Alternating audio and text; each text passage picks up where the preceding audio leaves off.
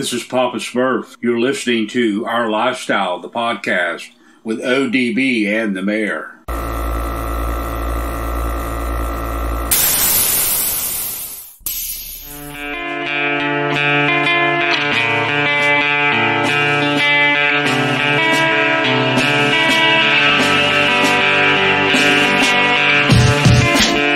Yo, it's Our Lifestyle Podcast, episode 284. We're going to talk about 1984. I know we will. But first, I got to see. I didn't hear him cough earlier. I am checking in with Miggity Mike, the mayor, to see if he dialed into the conference. There he is, bro. You got the smoker cough going, man. Bro, 2 packs of Marlboro down today. Dude, I'm averaging 2.5 packs a day, bro. These Marlboros are kicking my ass. Dude, if you stop smoking, you'll have enough to pay $10 a gallon for fuel. Bro, never stop. I just put my name on the list to get that new electric Chevy pickup truck. I can't wait. You're crazy. I don't believe you, man. I don't believe you. Oh, no, it's true, dog. It's true. Bags bodied. 8-door conversion, long bed, LS. Dude, bro, you don't have a hair on your ass to get the electric Silverado and then LS swap it. Because LS swapped the world, dude. Bro, I'm not going to get on this big old list just to turn around and LS swap it, dog. Come on. Well, dude, I'm telling you right now, we've got episode 284 jam-packed as every week, okay? This one, we've got Luvzilla on, Mike, and I don't want you to get too excited. I know if Hank hears this, he's going to be freaking out when he hears Luvzilla. You know what I mean? Is that like a porn movie or something? I mean, who's this porn star that you got on that's starring in Luvzilla? This, my friend, is mini Truckin porn, okay? Oh, okay. Carl's truck, I've mentioned it before. We're going to have him on. Love, Luvzilla, just how it sounds, _74 on Instagram if you want to kind of follow along. But, dude, he's dubbed in his bio the most extensive custom, this is a big statement, mini truck ever built. This one-of-a-kind 74 Love, blah, blah, blah. We'll talk about it. But you got to stay with us through this episode. But, Mike, I also want to thank the Chuck Dawg. He didn't get a chance to come on before. His mom had some health challenges going on, but I am going to call him a little bit later to link up with the big homie. I don't think we've technically ever had him on, but you know he's down like faux flat tires. You know what I mean? He's always repping the scene. Always. From coast to coast. Let it be known. Coast to coast, geez. Episode 284, we want to thank one of our title sponsors, Custom Car Show Productions. Scraping the Coast is going to be the last weekend in June. If you go to ourlifestylepodcast.com, on the left menu, you can select the official OLP show calendar and subscribe when you go there. Click here. But I refer to this every week, and Scraping the Coast is the 24th, 25th, 26th. It's the 20th year, and that is in the month of June. So 24, 25, 26, June.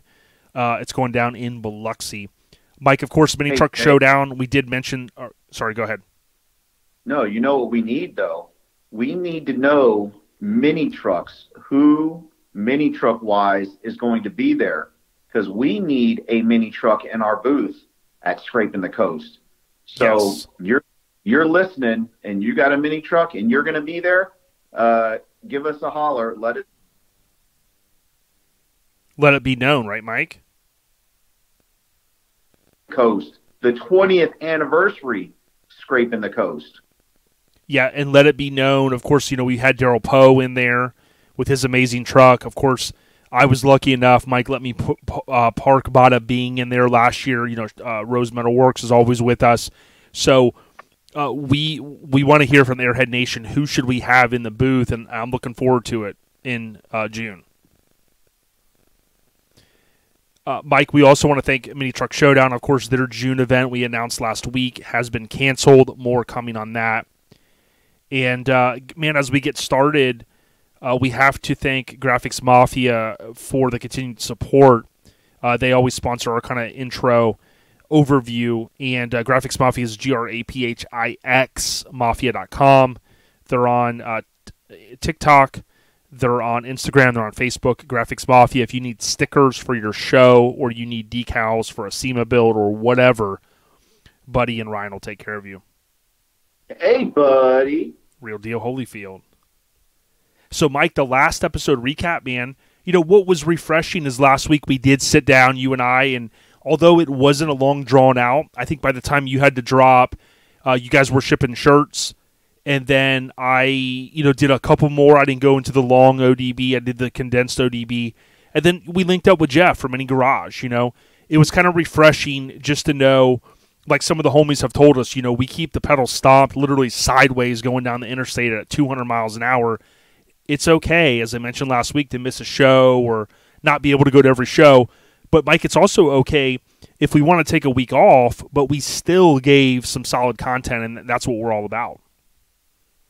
Dude, always, brother, always. And I'm just curious, what the hell are you driving that you're going 200 miles per hour down the interstate?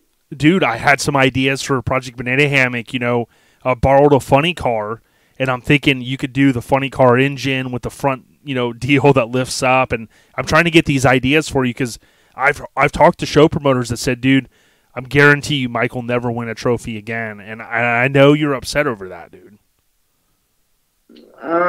I'm going to honestly tell you that chances are I'm not really too upset. Come on, man. Dude, Airhead Nation, I've had a couple people text me that saying they're buying Mazdas, they're going all in. They said they're pissed at Mike. They're going, dude, all this talk of the gold wing doors and suicide hoods and you know, flip upside down tailgates and all kinds of weird stuff. They go, man, I haven't seen it. And I said, look, don't get your, you know, what in a wad. Mike is, you know, he's working on that stuff. You know what I mean? Next year. Yeah, working on it. Top secret. Last episode recap brought to you by Lone Star Throwdown. Again, I know it's less than a year away. LST 2023, man, there's a ring to that. It's going to be the 12th annual for anyone scoring at home, and you can come on and gallivant on out to Conroe, Texas. If you want more information, go to LoneStarThrowdown.com. Later this year, the pre-registration will open, and they will set the timer at that point on their website. Come on out. I can't even wait, Mike, even though the weather was cold this year, a little cool. I saw Frank Custom Life had already did a video. Little chilly, but, dude, I'll tell you what, Mike, it was nice. It was refreshing for me. I'm Mr. Positive. I got a chance to wear a jacket, and for coming from Florida, I know all of our Northerners are going to hate us. That kind of felt pretty good. Well, to be quite honest with you, it's just you just come to expect it. Coming to LST because you have a little bit of everything when you come to LST. It could be cold, it could be hot, it could be raining, it could be sunny, it could be, you know, you got a little bit of everything when you come to LST. But guys, don't bitch out. Don't let it stop you. One of the biggest, baddest shows in all the United States. So just make sure you're there again next year. And we can do it all over again next year. Straight out the Lone Star State, you know what I mean? Like Bun B and Pimp C, UGK for life, rep in Port Arthur, Texas, you know what I mean? Oh, absolutely.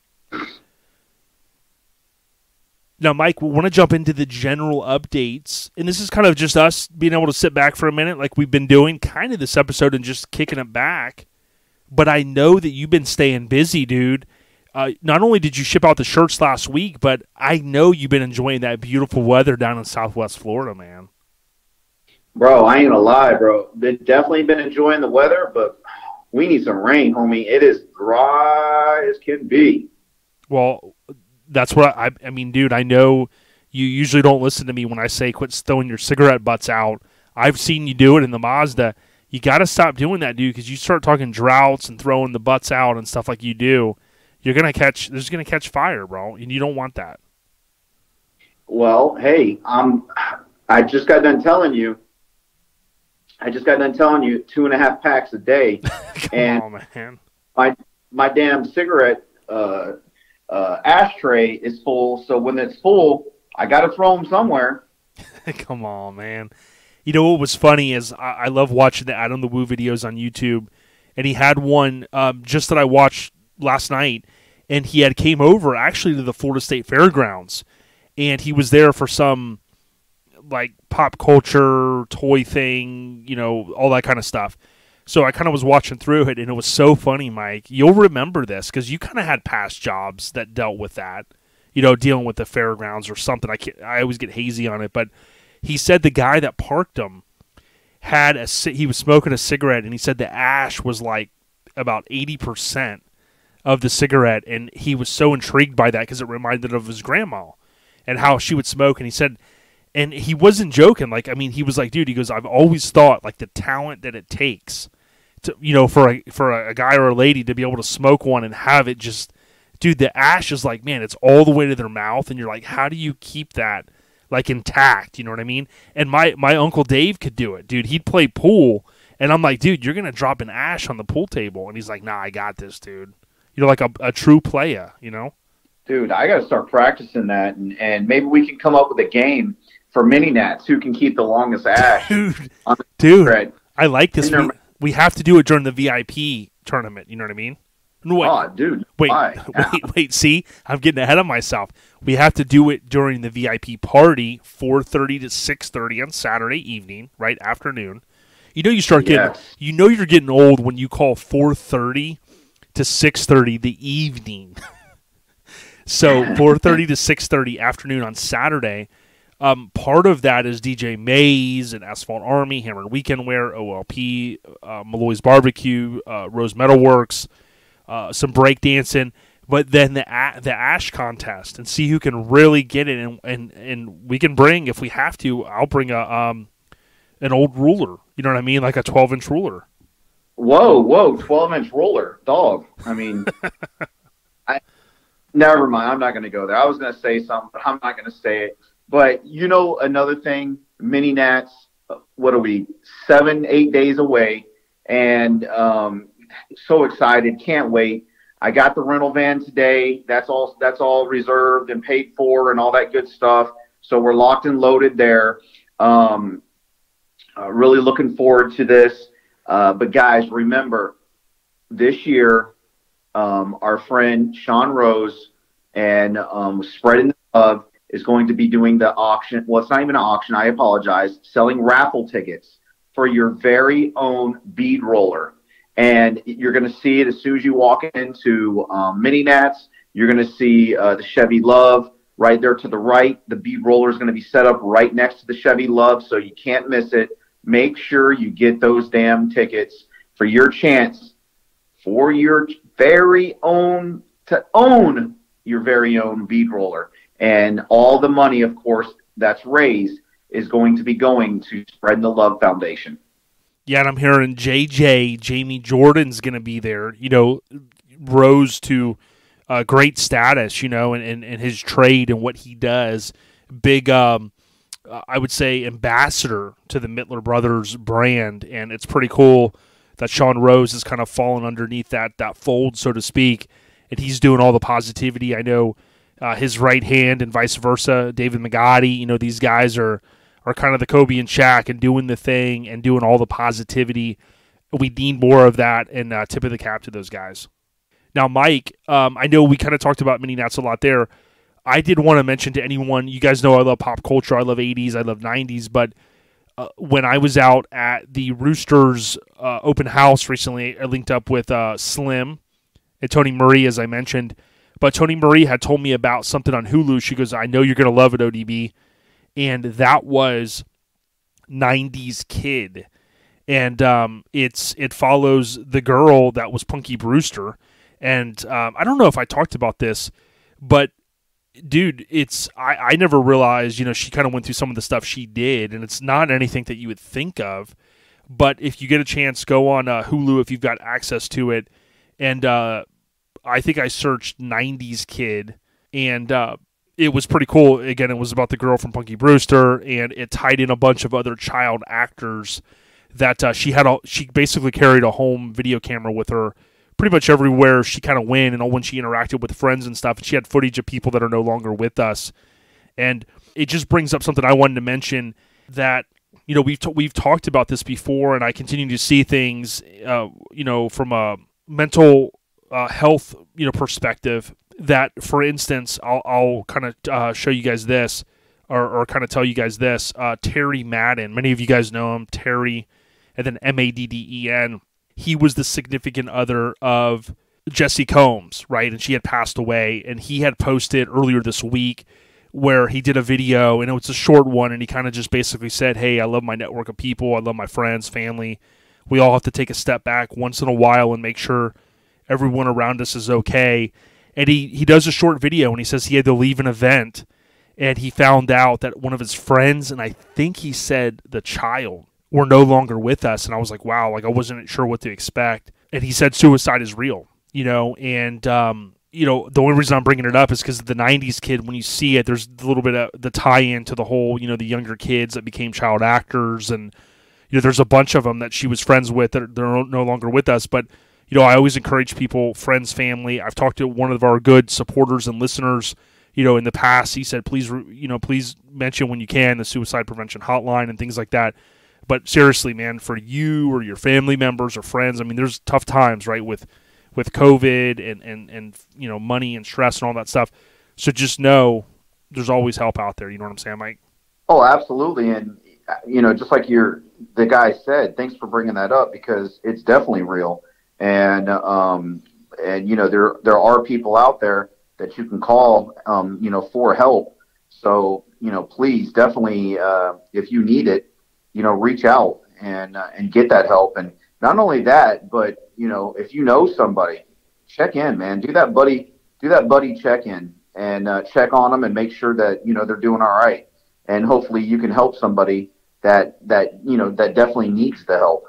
Yeah, and I've got a couple friends that have kind of started this where they'll send a text on different days of the week and they'll say, hey, don't need anything, just a real homie check-in. And everybody kind of calls it a little something different. But I do think that stuff's important, and if you see signs of one of your homies struggling or friend, family, significant other, touch base with them, because a lot of us, we don't talk about this stuff, but, just real deal. And I did look it up. It's actually called KID, KID 90. So it's 2 words, KID 90 is technically the name, but you'll find it on Hulu. It's definitely worth, if you can get like a free, if you don't have it and you could get like a free trial for 7 days or a week or a month or whatever. It's pretty cool. And again, if you grew up in the 80s, kind of like I did, and you could argue, like, were you an 80s kid, were you a 90s kid? I kind of fall into both, but it really kind of hit home with that one. So check it out. Oh, absolutely. Definitely. I'm looking it up right now. I actually just saved it on my my Hulu. Yeah. And all, the serious stuff aside from that topic, dude, Mike, that girl, she still looks good, man. You know what I'm saying? I mean, I didn't watch that show as a kid. My sister loved Punky Brewster. I mean, I remember it. I remember the toys. I remember, she kind of, went in and did a few other things, nothing crazy. But she talks about how she kind of was typecasted. And it wasn't even so much that she was on the show. It had to do with her body. But, again, it's worth the watch. Check it out. The general update's brought to you by, as we mentioned earlier, Southeast Mini Truck and Nats. In about a week or so, we will be at Mini Nats, so come on out, enjoy the weekend in Maggie Valley. You'd have to be sleeping under a rock not to know where to go. It's Facebook or Instagram, Mini Nats. Even if you don't have the ticket, you could still get the wristbands to come in and enjoy. Come check us out. If you buy merch from Asphalt Army, Hammered Weekend Wear, or OLP, on more than likely it's going to be just on Friday because they're going to sell out. You need to spend $30 minimum. Ask for the VIP badge, and we'll give you one while supplies last. Each of us have the same amount, and then you'll be eligible to get in at 4:30 to our area, and we've got a lot going on.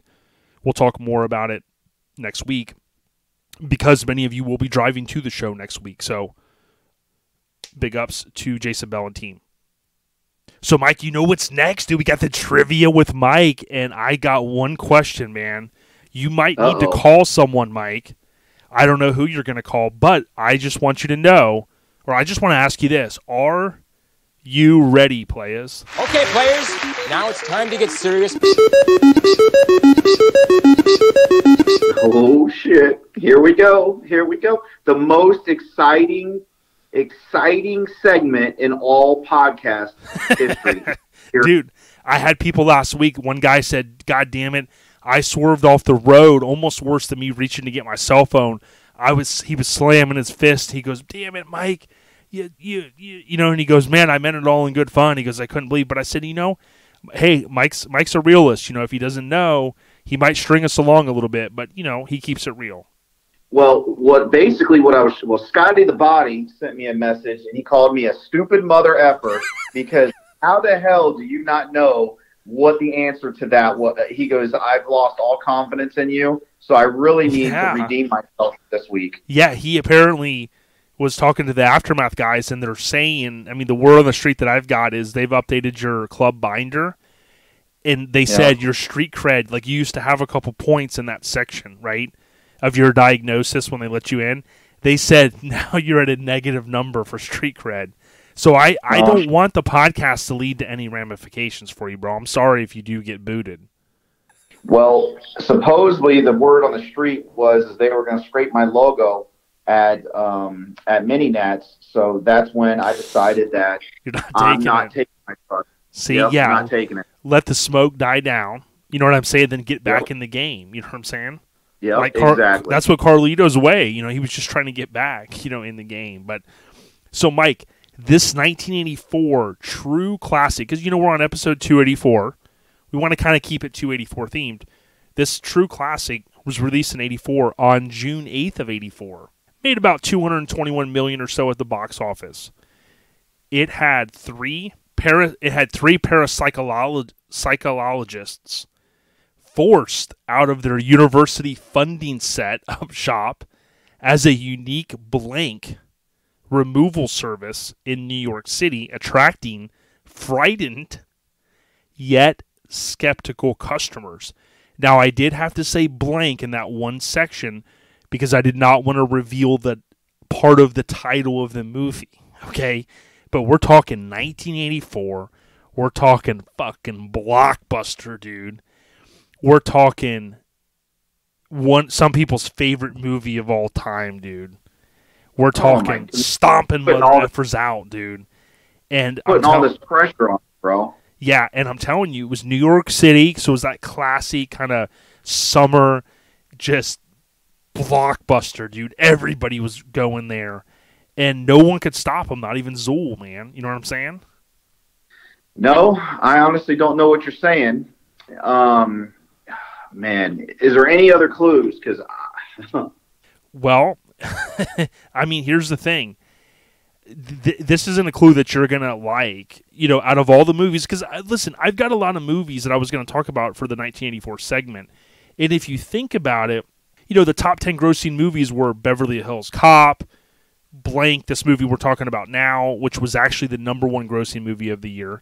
Indiana Jones and the Temple of Doom, Gremlins, Karate Kid, Police Academy, Footloose, all these just amazing movies. But this one topped them all, dude.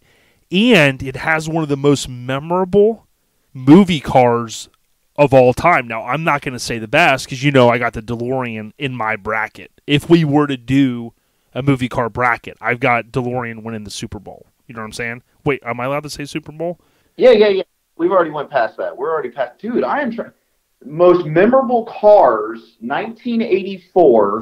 Right, not Back to the Future because we're not to, we're not to. Yeah, no, definitely not Back to the Future. So it's 1984, and Jesus, memorable car. Yeah, see, and I always say the word wrong. So parapsychologists, they were forced out of the university funding set-up shop as a unique blank removal service in New York City. And I loved, and I know Ronnie Wetch would love as well from C10, or the Truck Talk Media rather, he loved the venue where they ended up setting up shop. It was just that awesome. And fans to today still go to that same spot in New York to pay homage to this, not a cult classic, Mike, a true all-time classic movie. And Ivan Reitman directed it. He did recently, rest in peace, he passed away. And, dude, I don't know what else to say. And you don't know what else to say. Because I'm trying to think of 1984 movies, and I can think of, like Honey, I Shrunk the Kids was 1984. You already said Indiana Jones. not it. Beverly Hills Cop, that's not it. Freaking memorable car. It's not I mean, Romancing the have they remade Stone. it? It's not Star Trek 3, The Search for Spock, which I think that was Star Trek 3, The Search for Hank. And it wasn't Splash, which is another one of my favorite 84 movies. Dude, rest in peace, John Candy. But, dude, you got to think back, dude. When you're a kid, I can't believe you weren't, like, watching this every week, running around scared at night, dude. All right, well, check this. Scared at night. Wait a minute. You said scared at night. Boy. I remember. Wait, a I movie take that back. The movie that absolutely terrified me was Monster Inc., but that was later than 1984. I'll never forget when he used to say that there was monsters underneath his bed, and he was scared to go to bed, or she was scared to go to bed.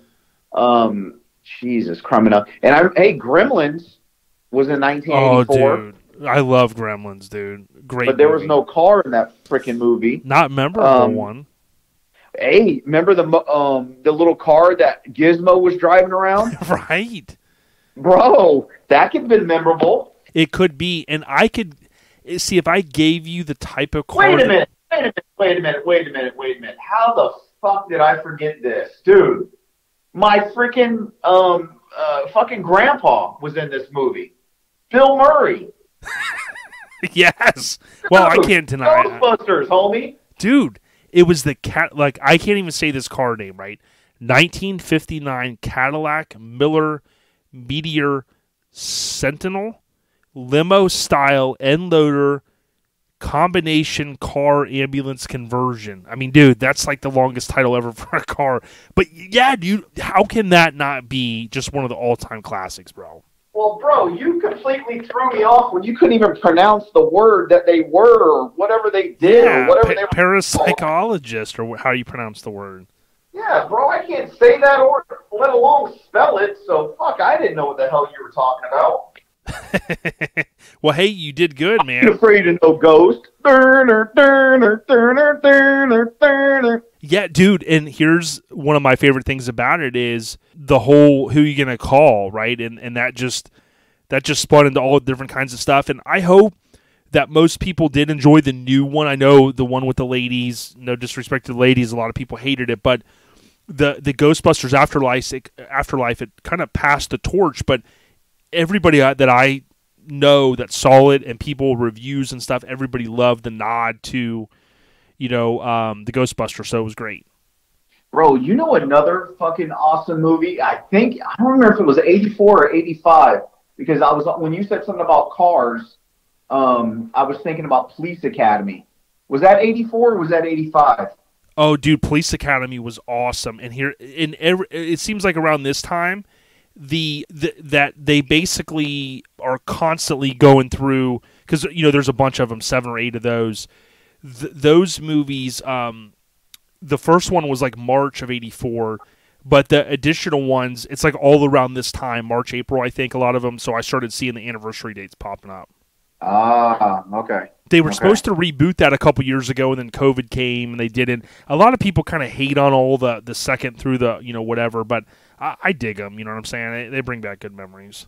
Oh, absolutely, bro. Nothing but, and dude, the guy that made all the weird noises and all that shit, Paul Jones that was in there. I mean, dude, that was an classic. Yeah, apparently he was kin to Hank Norris from Hammered Weekend Wear. They've got similar, you know what I'm saying? Well, hey, what about Airplane? Remember Airplane? Dude, was that later? Was that around that time period too? Very much earlier, and that had Ward Cleaver's wife. She was in it. Remember, she goes, "Excuse me, I know how to speak jive," and then she had to break it all down. You know what I mean? That is a classic scene. But we have to be careful because we don't want to get in trouble for saying anything. Oh, absolutely. No. Definitely don't want to do that. But hey, I'm back on I got started another winning streak, man. Life is good. Dude, life is good. So Scotty the Body can't be all mad at me now.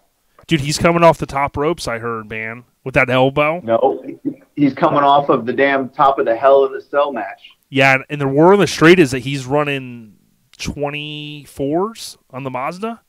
Bro, he's lucky if he's got 16s on that damn thing. Dude, it's an S10, sorry. he's running 24s on the S10 in the front, and I think like he's going to try to do like 28s in the back. He's going to cut the bed out. And yeah, he that's said a hell of a wheel combo, 24s and 28s. Yeah, he goes, bro, he told me, he goes, listen, man, please don't tell Mike, especially on the podcast. He goes, I'm coming for Mike, dude. He goes, if he thinks he's winning a trophy, I got him, man. Well, yeah, that's because you got all these fools that say that winning a trophy isn't what it's all about. Man, they're lying, dude. Right. Okay, Trivia with Mike brought to you by AccuAir. We announced last week, one of our key partners, we would highly suggest that even if you don't have their beloved air management systems or other parts, they've got merch on their website, AccuAir.com, including air fresheners, shirts, stickers, and also the underrated YouTube channel. They're continuing, I'm getting notifications daily, they're continuing to drop new content. AccuAir on YouTube. Big ups to Ryan and the entire team, casting characters over at AccuAir. Mike, I know in just a couple minutes I got to call Carl from Luvzilla, so I'm just going to kind of roll through here with a few other things, and then we'll wrap this up. But Mike, 1984, we've established, kind of that thing I like to do. This is episode 284, so we're going to talk about 84, because why not? This is one of, I don't know what it is, Mike, it just sticks in my head as one of the coolest years ever. If you look at, different guys that were drafted in sports and movies and all this stuff, we've established, obviously, Ghostbusters was, huge. But here's one thing for you, Mike. February of 84 was the first untethered spacewalk. And you probably have seen photos, listeners as well. And, over the years, you're like, oh, that must be Photoshopped. And it's a guy, like, in a chair, and he's untethered, and he's, like, doing the little jetpack deal, just shooting around above Earth. You know what I mean? My question to you is, would you have done that? Like, if they go, hey, Mike, you're an astronaut. We need you to go up. Here's your mission. We're going to push you out a little bit. Okay, no string attached. And we want you to kind of zip around on the chair a little bit and do some stunts. You know what I mean? Yeah, dude, I'm down. Just imagine you turn around and you're like, damn, there's Earth, and I'm just floating above it. You know what I mean? The Space Shuttle Challenger, they launched on February 3rd of 84 on the 10th Space Shuttle mission. The shuttle carries different astronauts, and including Ronald McNair, who he was later lost in the Challenger disaster in 86. But the mission was important in that it was the first time the astronauts attempted an untethered, as I mentioned, spacewalk using propulsive backpacks. So what I'm thinking is you could build like I can't even say the word, propulsive. Like, you know what I mean? Jet propulsion. That's what I'm trying to say. You could build like a jetpack to go along with the Mazda, dude. Paint it yellow, and you could have that, and at shows when the judges come by, you could kind of jet around like, up in the air with that to get the extra points. Oh, okay.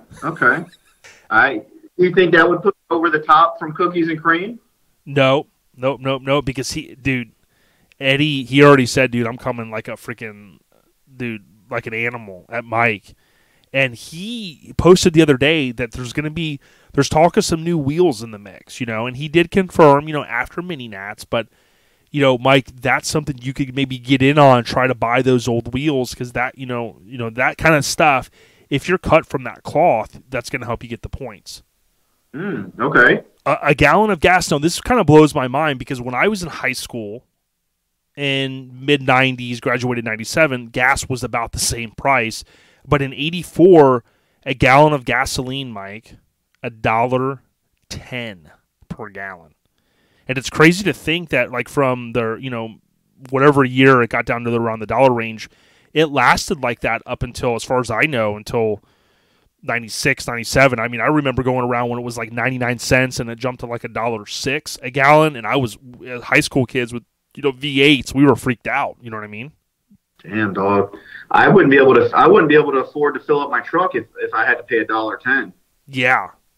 There's a lot of other cool things. Apple Computer had their famous 1984 ad. Hulk Hogan, I don't know if you've ever heard of him. He defeated the Iron Sheik to win the first World Wrestling Federation championship. I think that was before WrestleMania, technically, right? CD player, first introduced by Sony and Philips. Wendy's had the whole ad campaign, Where's the Beef? And, shows like Night Court and Miami Vice were just debuting on prime television, dude. So pretty cool stuff. And then, Mike, if you while not watching TV, you were probably busy playing like the Commodore 64 or playing with toys. But the most popular toys for Christmas that year were Cabbage Patch, Trivia Pursuit, Transformers, G.I. Joes, and of course MOTU or Masters of the Universe. So, Mike, we're talking epic times, dude. You know what I'm saying? I just wish that we could kind of go back in a time machine. And speaking of time machine, Mike, we could have a surprise at Mini Nats. We'll just have to see. You know what I'm saying? Because I don't know if everything's going to work out. We've got orders in and stuff like that. So if we could get the DeLorean up to 88 with 1.21 gigawatts, we possibly could go to 84, Mike. But we're going to have to see, dude. We'll have to wait and see. I think that's it, man. There's a bunch of scene updates. I think we're going to wait till next week. Some of the scene updates include Chevy Luv, which is going to tie into Luvzilla. So I'll kind of cover those with Carl. There's a lot of shows. We have covered these shows at links many, many, many times. We would just suggest that Made of Steel. I'll mention it with Chuck here when I call him in a minute. Made of Steel is coming up in May, so please, if you can, make it out to that. And a little bit shorter, Mike. 40-minute segment. Not easy for us to do, but, I'm going to do it anyways. Absolutely, brother. Hey, always a blast. And, definitely appreciate everybody going out and supporting us. And look forward to seeing everybody at Mini Nats. And all those orders that just came in, which we just got like 4 or 5 of them, I believe. They will all be shipping out, packing tonight and shipping out tomorrow. Shout out to Don Dizzy Davis, the big homie, always taking show promotions to the next level. Hit him up, Don Dizzy Davis on Instagram or Facebook if you want more. He'll help you with different graphics. And, Mike, who are you going to call? I'm calling the Mike Busters. I'm actually going to call the Custom Scene because, guys, make sure y'all are listening to the Custom Scene. Glenn and Dizzy are killing it over there, so make sure you guys are checking them out. And we can't forget our favorite hillbillies, the lowest common denominator. Make sure you guys are listening to those guys as well. And just wait, because we're all going to be together at Mini Nats having a damn good time. So I look forward to seeing everybody at Mini Nats. We're going to have a great time, so make sure y'all stop by. Our area is going to be kick-ass that weekend. That's all I can say. Stay on the rise, everyone. I'm going to call Chuck first, do a little bit of audio with the big homie, and then we'll roll into Carl's audio for Luvzilla. Peace out, Mike. See you, brother.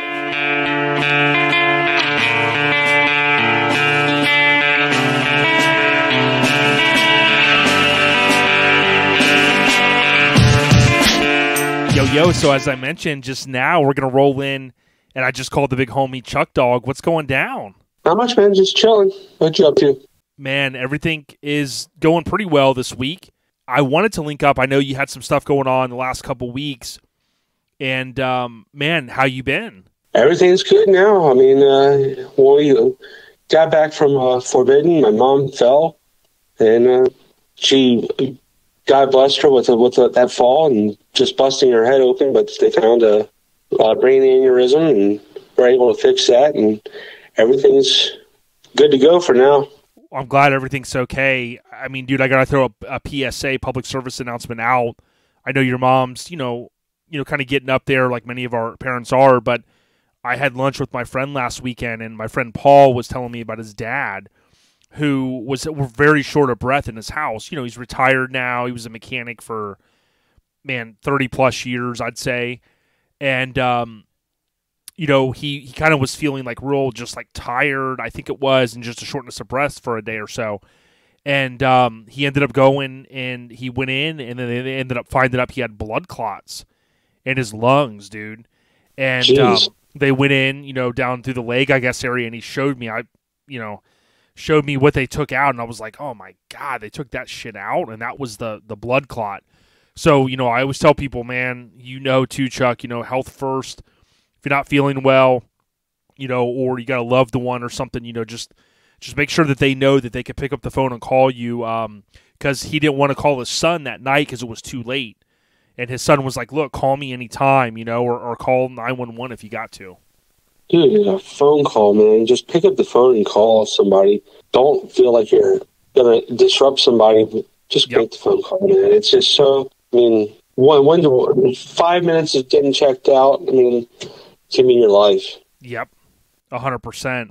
To talk about the shows, so basically, I didn't realize, and I don't think you did either, that you were going to end up going kind of back-to-back weekends, but I know you and Jalopy Joe and his girl Christian and some of the other kinfolk, even Jameel down south sometimes, but you guys will kind of pick different shows that you want to go to, and I think you went to Forbidden years ago. Talk to us a little bit about when you went out this year and the great time that you had out in Nevada. Oh, man. Brian throws the best show. I love that show. They do such a great job out there. It's so much fun. I mean, and yeah, I go to shows around Florida all the time and everything. But I don't know what it is. It's just every place has a different style. And, man, the paint out there is just unbelievable. And I love to go out there and see all the custom paint, the Cal Concept stuff, and those other guys. It's all beautiful stuff. Yeah, and this year it was a little bit different dynamic. I know when you and I spoke, we talked about, and it's no secret, it wasn't at the Avi this year. My understanding is that they do have plans to bring it back. But even then, from the show coverage I saw, shout out to Tony at Bare Knuckle Customs, he was out there, as I mentioned prior. But the vibe, even though it was a parking lot, right, it still was awesome because it seemed like the steam had been building for a few years because I think this one was off the radar because of COVID. Yeah, it seemed like a lot of people that would have normally gone didn't go because of COVID and some other stuff. So it was just good shit, right? Good shit. It was definitely some good shit out there. Yep, and my understanding is that Brian and the entire Forbidden Fantasy crew, they will, they're planning the next one it's officially called the Forbidden Fantasy Show and Shine, FFF _ show on Instagram. You can check it out. We're looking forward to it. I know the ironic thing is I often hear people from the West Coast say, man, there's no more runs left, and man, it's not like the old days. But the few shows that are out there, like Forbidden Fantasy, Show and Shine, and then, of course, you got Mini Truck Showdown, which did get canceled, unfortunately, for June. But then you have the Kern County Showdown, which is going to be next February. So those are a few that come to mind.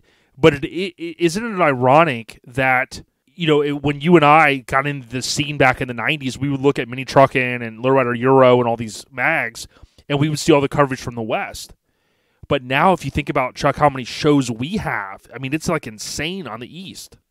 Yeah, it's crazy. I mean, everything is the East Coast coverage. I mean, you see All Time Low, you see Street Trucks, you see all of them, and it just seems like it's nothing but East Coast stuff. And to go out there, it's. I mean, I can't describe how much fun we have when we go out there. And yeah, and Jalopy Joe and Christian, again, I know they're kind of you guys are all road dogs together, and I think that's pretty cool. I would encourage people to check it out. Be on the lookout. I don't remember if Frank has posted, but typically Brian and Frank, even if they're having the show or throwing the show rather, they'll have someone do coverage for them. So be on the lookout for Custom Life with a K, Custom Life, and then also on Brian's Grinder or GTV, as he's kind of branding it lately on YouTube. You can go out there and you can check out that event coverage, and it'll kind of show you. And hopefully, if their plan or their goal is to get it back to the Avi, cool, because I remember seeing that show coverage, and it was off the charts. Yeah. I talked to Frank, and me and him were crossing paths in the elevator, and asked him, and he's like, "Yeah, that's the goal for next year, just be back in the Avi." And they were excited about where it was this year, but they're excited to get back to the Avi. Good. Just parking on the grass. There's no place like the Avi. Yep. It's beautiful out there, and we all jump in the damn lakes and freeze our ass off. So we always have a good time. Yeah, there was a rumor that Hammered weekend where Hank was swan diving into the river deal, And then he was even trying to do like a kind of almost like a Weekend at Bernie's, but maybe a remix. He was trying to do like body surfing behind a wave runner jet ski. And he's pretty good at that, dude. Yeah. Yeah, he is. I saw him out there. Yeah, he's just got that smooth skin. It seems like I could never do the body surfing deal like behind the boat, nor would I want to try really. But he somehow like he's real light, and man, he kind of is like basically like a feather behind that thing, dude, flying. Yeah. So check this out. You come back, and you're no stranger to going to shows, as we've established. Obviously you kind of had the stuff with your mom, and it turned out to be a blessing in disguise, as you mentioned, because it led to some other things, and then that got resolved, and then things were on the upspin, right? And then you made the decision with a couple other folks, right? The same crew, was it, that went to Sparks in the Park? Yep, me and Jalopy Joe was already planning on going, and that Thursday night, my mom said, "Hey, go out, enjoy your birthday, have a good time with your friends." And I was like, all right, see you later. So I hauled ass up to Joe's house. We hung out for the night and got on the road first thing in the morning, and cruised on up all the way to the Panhandle, made a left, and then hit Niceville. Yep. Yes, sir. Man, that's a long drive. Yeah, it's a long drive even for me, and it's kind of out there, and I don't want to say no man's land, because I mean then we'd be making fun of DeCorver, right? Because he's not a no man. He's like a nomad. He's been driving on so many freaking shows. But yeah, man, the vibe there is cool, and it looked like NC, from what I saw in coverage, they really went the hardest in the paint. That's from what I saw out there, man. They brought it pretty hard. Now, Matt Middleton was gallivanting with his damn S10. He thinks he's hot stuff now that he's got graphics, ain't he? Oh, yeah, man. He thinks he's tough. Dude, he told me he's going to get patched in the Wu-Tang, and I go, I don't know about that. But he goes, yo, I know some Wu Wednesday. I go, all right, Matt, we're cool. Nah, that's the homie. But yeah. Now, I'm hoping the Decorverse, I mean, my understanding is they'll continue the show, and then next year will be the 5th annual. And I know, again, it was your first opportunity to make it up there, but you've been going to shows for a long time, even back as far as the 90s, back with the old local minis crew. Yes, sir. And I'll definitely, I mean, as long as David has that show, I'll definitely make it back up there. It's a great place. And it's I love the canopy of trees, right? It kind of keeps it cooler. And then because it's April, you, my fellow Floridian brother, my fellow Florida man, you know how much the heat matters here. So to be able to go to a show like Eastbound Get Down, or even this show earlier in the year in Florida, it's a little bit of a reprieve from the crazy temps. Yeah, it's definitely not a show in the middle of July somewhere where it's hot as hell. It's a nice chill show. Yeah, true that. One of the other things I wanted to hit on is you came up here, I want to say it was maybe February. It seems like forever ago, but you came up, you had to do a little bit of work in town, and then, you drove the van up. And I always love seeing your Astro. Yeah. And, you Thanks, recently, man. Yeah, man, you had some mods done to it. Talk to us about a couple of the mods that you did on the van, and then kind of what you're up to next. All right, so the van, I got the rear door shaved. What else did we do? The roll pin on the back, and put the Candiga door handles on it, and then we did the motorcycle gas door and the door jamb. Yep. And everybody gets a kick out of that. Yeah, and, something different, because you don't see. I mean, although Astrovans have been popular since the mid '80s, I think maybe around '85. You still see them a little bit, but like doing those cool mods like the Candiga handles, and then by the way, putting the gas door in the door jamb was sick. Yeah. Now you also are getting it. You're getting some suspension work done, I heard, soon, and that's going to be very exciting, I'm sure. Oh yeah, I'm excited for it to get over to Ryan at ProFab and get it laying on the ground. All my billets, they've been sitting around for a while, so I need to get those on a vehicle soon.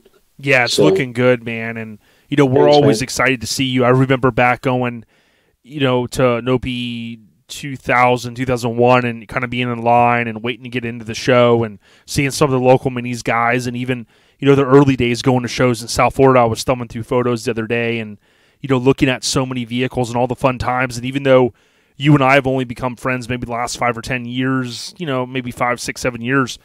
It's felt like a lifetime of, some of the, the same folks we knew, some of the same homies. And then, oh, by the way, so many of the same shows we were going to.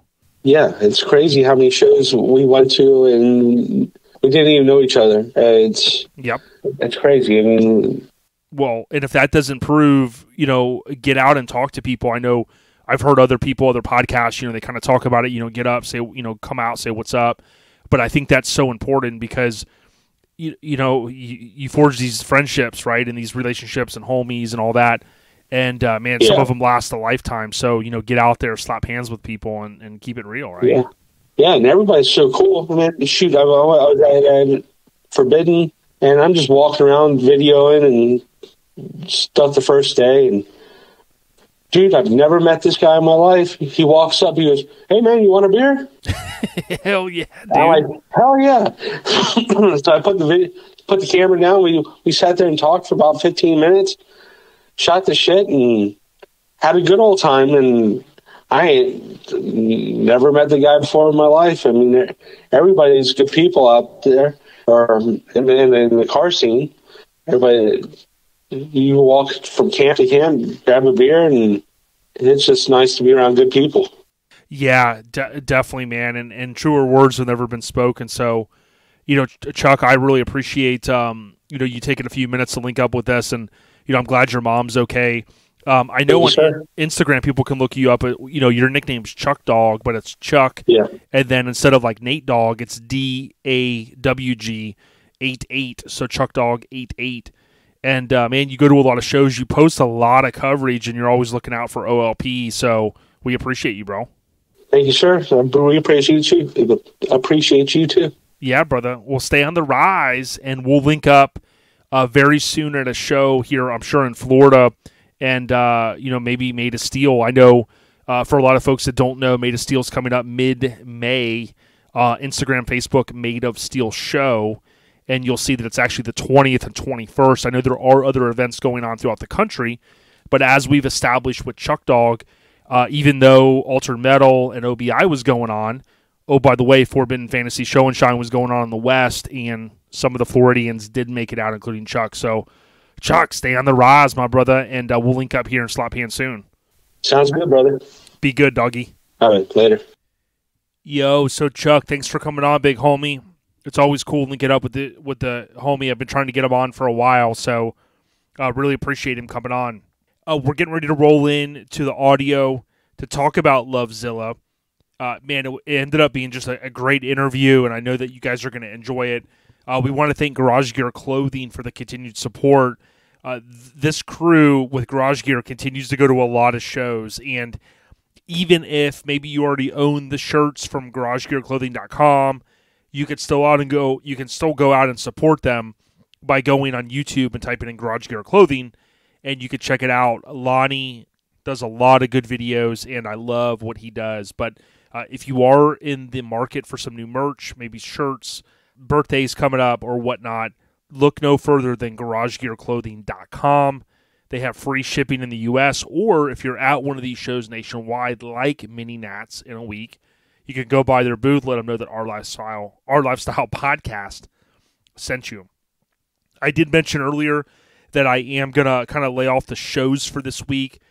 Did want to just say that we're looking forward to 2 shows in the month of May, and these are, of course, on the calendar that I always talk about. But basically, you got Made of Steel Show, and Made of Steel Show is here in the Dover, Florida area. I know I talked to one of my homies the other day, and he mentioned, where exactly is it? It's the Hillsborough County Fairgrounds, and that sometimes does get confused with the Florida State Fairgrounds. So just know it's in Dover, a Made of Steel Show on Instagram and on Facebook. And, of course, Made of Steel is the weekend of relaxing in the park. So it's the 20th, 21st, 22nd. So if you're in Florida, come on up, Made of Steel Show in Central Florida. Of course, as I mentioned, I did want to say relaxing in the park. Great, fine folks there that are putting that show on. You heard from DJ Mays recently. That's the same weekend. That's up in the St. Louis, greater St. Louis area. in Festus. Festus for the rest of us? Festus.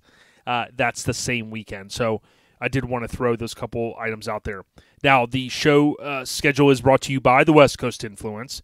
And if you want to get out and support a DVD or Blu-ray that is a documentary-style film centered around, oh yeah, by the way, the mini truck scene, look no further than Mini Truck Film. That's minitruckfilm.com. You can order it.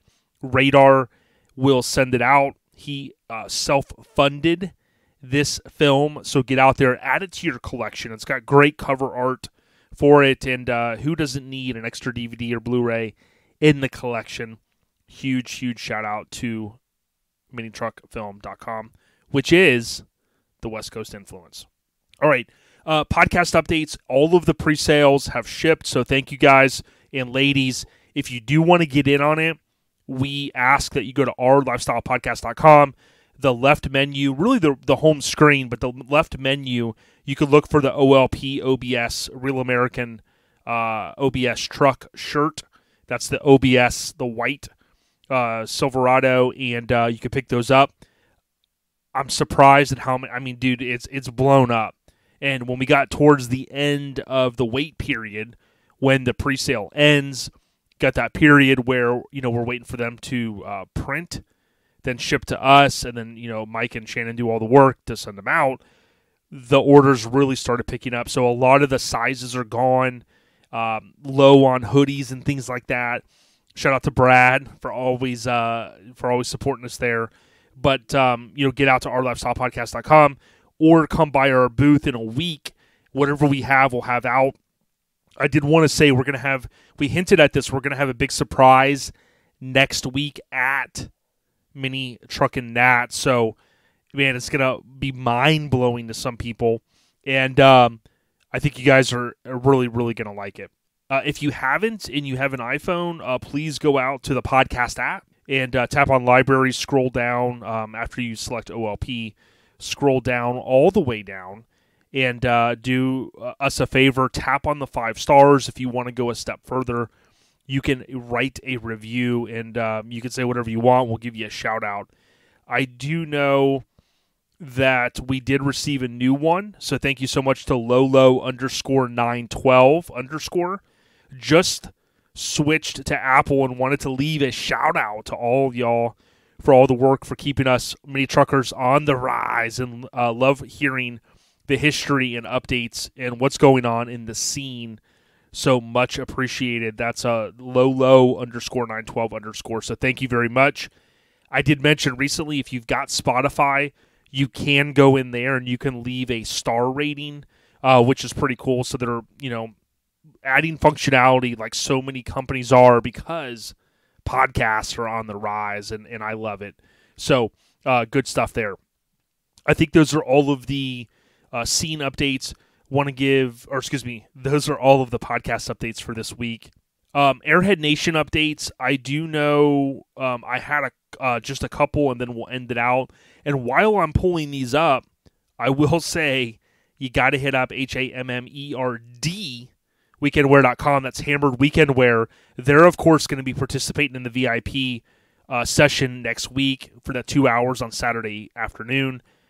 But just know they have refreshed their website. They've got the new Dr. Jekyll and Mr. Hyde shirt, which is the famous Ahead of You truck, also known as Sideshow, and so much more, including the Tahoe with the graphics here. It's a Florida truck. So, man, there's a lot going on. HAMMERD weekendwear.com. Please check it out.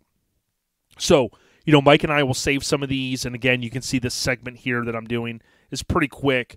I did see that I was going to cover this next week, but, man, I'm so sorry to hear one of our biggest supporters, Mark Bishop, just an amazing dude, reps from hardcore Florida. He lost his mom just this week, and he says, "I love you, Mom." If you've ever lost a parent, it's not easy. Send some love and some positive thoughts to Mark J.C. Bishop on Facebook. He's a great dude. He's got a great son that was recently married, and just a lot of good things going for those fine folks. So Much love and be strong during this tough time, homie. I saw a cool post from Michelle Boone. She mentioned at the end of the day, it's not about the trophies, the glory, the win. It's about the memories we make, and it was just a great photo of Matt Middleton and his son. So very, very cool stuff. Love seeing that. I know Thad's been working on his truck, so shout out to him. I know he's been trying to get some sessions in there. And let's see, Fatty B from Low Bros, him and his awesome wife, they had bought a house. I think I mentioned that recently, so congrats. Josh Rowan, I know he lost his dad, and he said he taught me so much, he's going to miss him, and that's another tough loss. And I'm so sorry, man. I know, as we get older, we have to deal with these things, and it's not stuff that we want to deal with. So I wish you all the best, during this very, very tough time. I did possibly miss, but I finished listening to I was kind of a couple behind with LCD, so thanks to those guys, Lowest Common Denominator podcast. They did mention Shannon Bolus, that he had lost his family member recently. It was his dad, I believe. And Matt Middleton's wife, Michelle, she had lost her dad as well. So I wanted to kind of throw those out there. But with all that being said, just know, like I said earlier, if people need help, let your friends know. Hey, I got your back. If you ever need to call me, I would certainly want a friend to call me, even if it's late, if they're going through some tough stuff, or if they're ever feeling like there's just too much on their shoulders. Hey, talk it out. A lot of us have dealt with a lot of crazy things the last couple of years. So much love and respect to everyone out there. Thank you for all the support. We're going to roll in now to the audio with the awesome dude. And I really, really appreciate him taking the time. So, stay on the rise. We got you.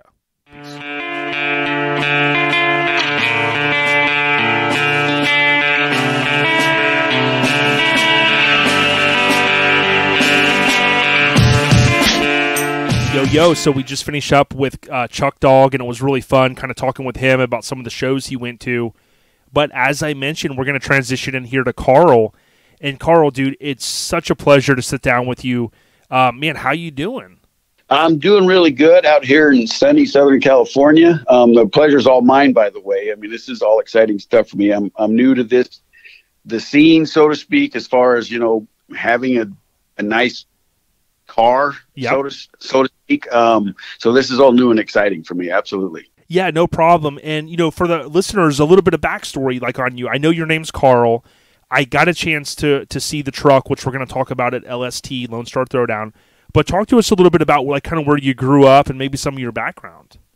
Well, I'm a Southern California, born and raised. Not such a bragging point anymore. Our state's, kind of going down.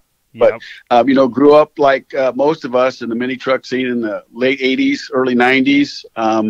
Got lucky enough to be part of California Cruisers, which back in the day was kind of the elite truck club. My truck was junky. I didn't get to put their name on the back of it or nothing, but I got to experience all that, and it was really amazing. And then, like everything, it kind of died down a little bit, and I came into different circumstances, and it allowed me to do something like, that I'm passionate about, and that was build this truck. And it just, like everybody, we start off with the idea that we're going to get this little car or truck or whatever it is, and we're going to fix it up just a little bit. And then, you get it fixed up that little bit, and then you're like, okay, well, that's good, but I really need to do this. And then here we are. I'm not going to get into the expense of this truck, but it just grew. It snowballed like everybody else's project does. Yeah, no doubt. And because I wanted to hit on a couple facts of the Chevy Luvs that I wrote down, I wanted to ask you this. So, bring us back to, you mentioned kind of the late 70s, early 80s. I'm lucky enough to have the original set. It was like 6 issues for the first year of Truckin back in 75, I think it was. But a lot of us, we'll hear old school mini truckin. A lot of the listeners and people from my era think, like early 90s, late 80s, right? But we've kind of established here that even Japan, they started making minis in the 50s And then you fast forward to the Chevy Luvs and stuff that came out. But here's my question to you. Like, do you think back to like the late 70s when all the van stuff was going on? Do you have memories of some of that stuff as the mini truck started to really emerge? Oh, of course. The very first mini truck club or custom trucks I ever saw was in the 70s. And you may or may not have heard of these guys. They were pretty big back in the day. I haven't seen them around for a long time. But have you ever heard of Fleetwood? I want to say yes, but I'm thinking, for some reason in my mind, I think of like vans. There were a lot of those love vans, whatever you want to call them. But that's how I got introduced. And, obviously in the 70s, you had Kiss was a big inspiration for most kids, my age. That was pretty much what we listened to was Kiss. And then, of all things, it's going to be a little bit embarrassing, but I got involved in disco dancing. I actually won a lot of contests, and then it just, disco kind of faded out, and then breakdancing came in, and I actually was a professional breakdancer for a while. Wow. That was fun too. But yeah, I've had a pretty amazing life. I've got to experience a lot of stuff. But the 70s and 80s and early 90s was an amazing culture. I talk to my kids about it all the time. Between cars and music and just culture in general, it really ushered in a new world. Yeah, it did. And I mean, you, like me, probably have seen like a lot of the, it'll come on different stations about the 80s, the greatest decade or craziness. And, the money was flowing, and, you think of Miami Vice and the cigarette boats and just, I mean, life was just like popping off. And even the styles, it was funny when we went to SEMA last year, my friend Ruben goes, "Oh, you never been to this restaurant?" And it was pretty close to, it was maybe like a 5-minute drive or so from the convention center. And I forget the name of it right now, but we walked in and it looked like something that you'd see like in the early 80s, this like lounge and stuff. And I just thought to myself, like, that era is epic on so many levels, man. Oh, it is just, and all the movies that we saw back then, Fast Times at Ridgemont High. I mean, all the stuff was just awesome movie making. Yep. Still watch those things.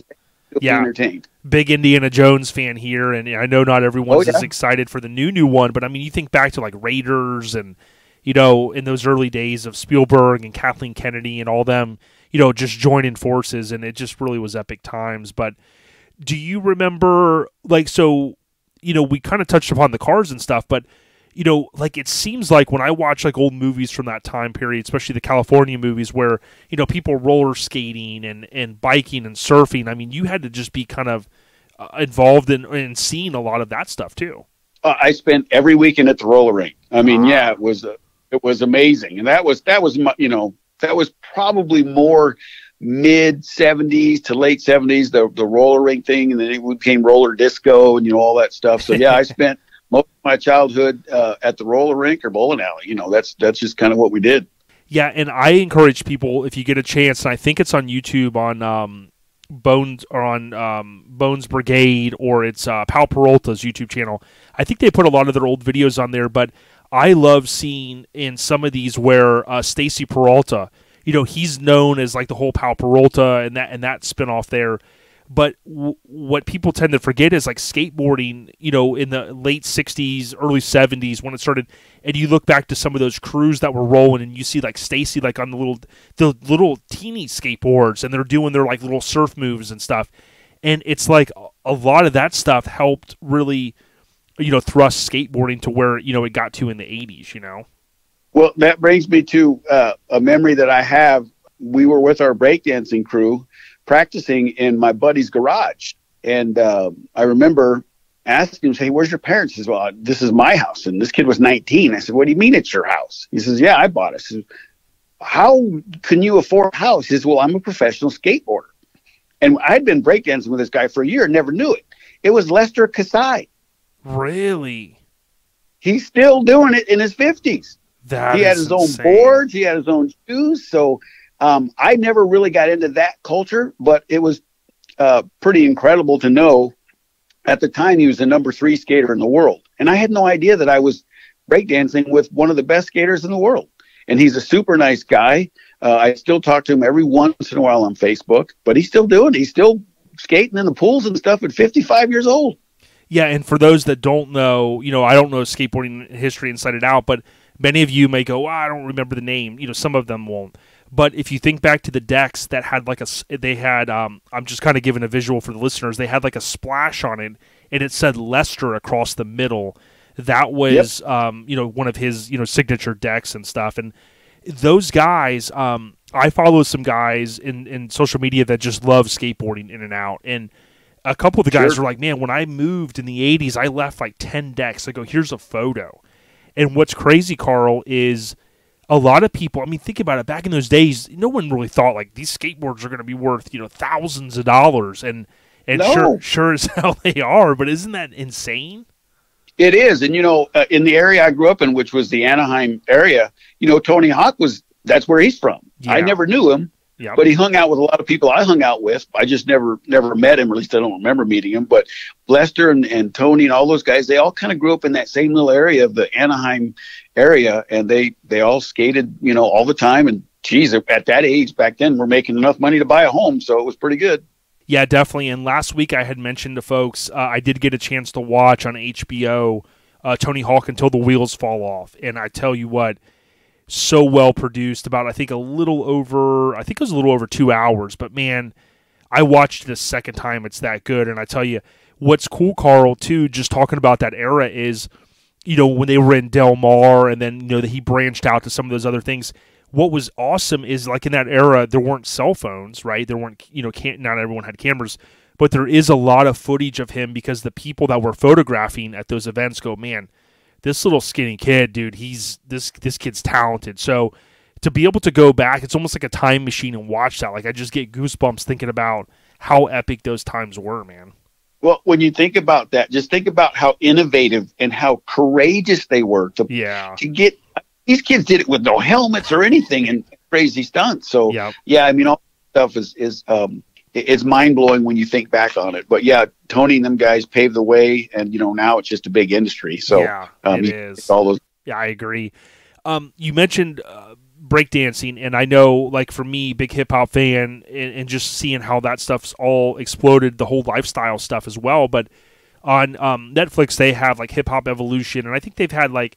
It's one of those where there's like 4 episodes and there's maybe 2 or 3 or 4 seasons, but like breakdancing and the graffiti stuff, what's cool is when you said that earlier, it made me think like a lot of that stuff started like in New York, but in those days it spread like wildfire even over to the West Coast. Well, back then it was always, East Coast, West Coast. And the reality is the East Coast, they were, they paved the way, and we never really caught up with them.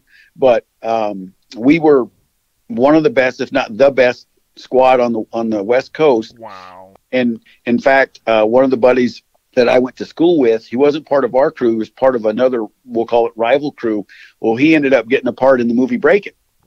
It was a very, very, very short role, but he was a guy we went to high school with, and well, I'll just say his name was Haywood. That's that was his name. I don't want to say his first name because they want to know. But anyway, so. I always felt connected to that, and I wish I would have been at the right place at the right time, and it would have been me that got that little bit of a role. But I was pretty good at what I did. But like you said, the East Coast guys were just on a different level, and if you look at the stuff they're doing now, we didn't even think of doing the kind of things they do now. I mean, it's just back then we called them egg rolls, windmills, whatever you call it. That was the crazy move, And now they do those things with their body's not even on the ground. I'm like, holy cow, guys pulling this stuff. And these little kids with the stuff they do. But anyway, I'm getting all excited talking about this. But anyway, it was a really good time. Yeah, it's really cool. And the thing that's mind-blowing to me is when you look back at videos and even TV shows and stuff from that era, I always joke with my wife. I was like, I wish, it sounds crazy, but I wish there was like a breakdancing school, right? Because you look back and like the amount of exercise and the energy that these guys had, and you probably remember, I mean, you look back to the old footage and people were like rail thin, even in the early 80s, And I do think we eat different now and stuff, and a lot of us are on our butts a lot, but that era, I mean, those guys that were breakdancing in the 70s and 80s, man, they were just like, dude, in shape. Well, if you look I posted a photo that I found right after LST. I posted on my Instagram a picture of me at the council run here in Southern California in the late 80s, and you'll see exactly what you're talking about. I mean, I'm also a former state champion wrestler, so I kept in good shape. So the fitness side of it was already there for me. So it was easy for me to do the breakdancing stuff because I was rail thin, had a lot of upper body strength for the time, and it just worked for me. I couldn't do it now. In fact, most of my buddies I see from the back of the day, first thing they say is, "Oh, can you still breakdance?" No, I'm way past being able to do that anymore. That would literally be what it would be, a breakdance. I'd break something trying, so I don't even bother anymore. But it's good times. Yeah, we're talking with Carl, and I mentioned at the beginning of the episode, it's Luv, Luv, and then Zilla, ZILLA_74. Go check it out so we can you'll get a visual of some of the things we're talking about here, which is pretty cool. The thing I wanted to touch upon is, obviously growing up, Southern California culture, skateboarding, BMX, roller rink, all that cool stuff. What was the gateway drug in terms of vehicles, right? Did you have the homies that were, it was spring break and they were going to the river? Like, what was the thing that really drew you into cars and trucks? Okay, well, first and foremost, my dad was a huge Mopar guy. Okay. He had hot rods. He had the Road Runners, and my brother's first car was a Duster, then a Challenger, and then my first car, my dad actually bought me a Nova, 70 Chevy Nova with the 307, gutless wonder. But then I progressed to a Barracuda, still another gutless wonder. But I've been a Mopar guy ever since. And in addition to Luvzilla, I have the guys over at Graveyard Carz building my dream car right now. So Shout out to those guys. It's a 71 convertible Hemi Cuda Tribute with the modern Elephant drivetrain and all modern suspension. And it's just a tribute. I couldn't afford a Woo, and I think they're like $8 million. But those guys over there, I'll tell you what, people don't know about Mark Warman. He's a hard worker. I mean, he's the guy that's communicating with me on a regular basis. He'll send me emails on Sunday evening at 8:00. I mean, that guy just works around the clock, and he's a great guy. Just a little, you see what he TV. That's really him. Yeah. And here's the funny thing. When you say Mopar, I think of my friend Paul I was with last weekend. Good friend. He's got a 72 Dart. His dad's got the 69 Super B. And, they're not, they're like driver cars. They love these cars, right? But every time I hear Mopar, I do think of Mark Warman, and I was going to bring it up that I wanted to ask you what you thought of him. I love, whether someone knows everything about skateboards or mini trucking or whatever, I love people that have a passion for something, right? And Mark, I tell you what, in the early, I think the show, they kind of changed it a little bit because it seemed like early on, he would joke a lot with his employees, and they've kind of backed off that. I'm sure they do like focus groups, and they talk to people like, hey, what do you like and stuff. But what I love is he jokes around. I love that. But his knowledge for these cars, dude, and then the one guy, his buddy that makes the Mopar parts, they go back and forth. Yeah, Tony. And, dude, those guys know their shit, don't they, Carl?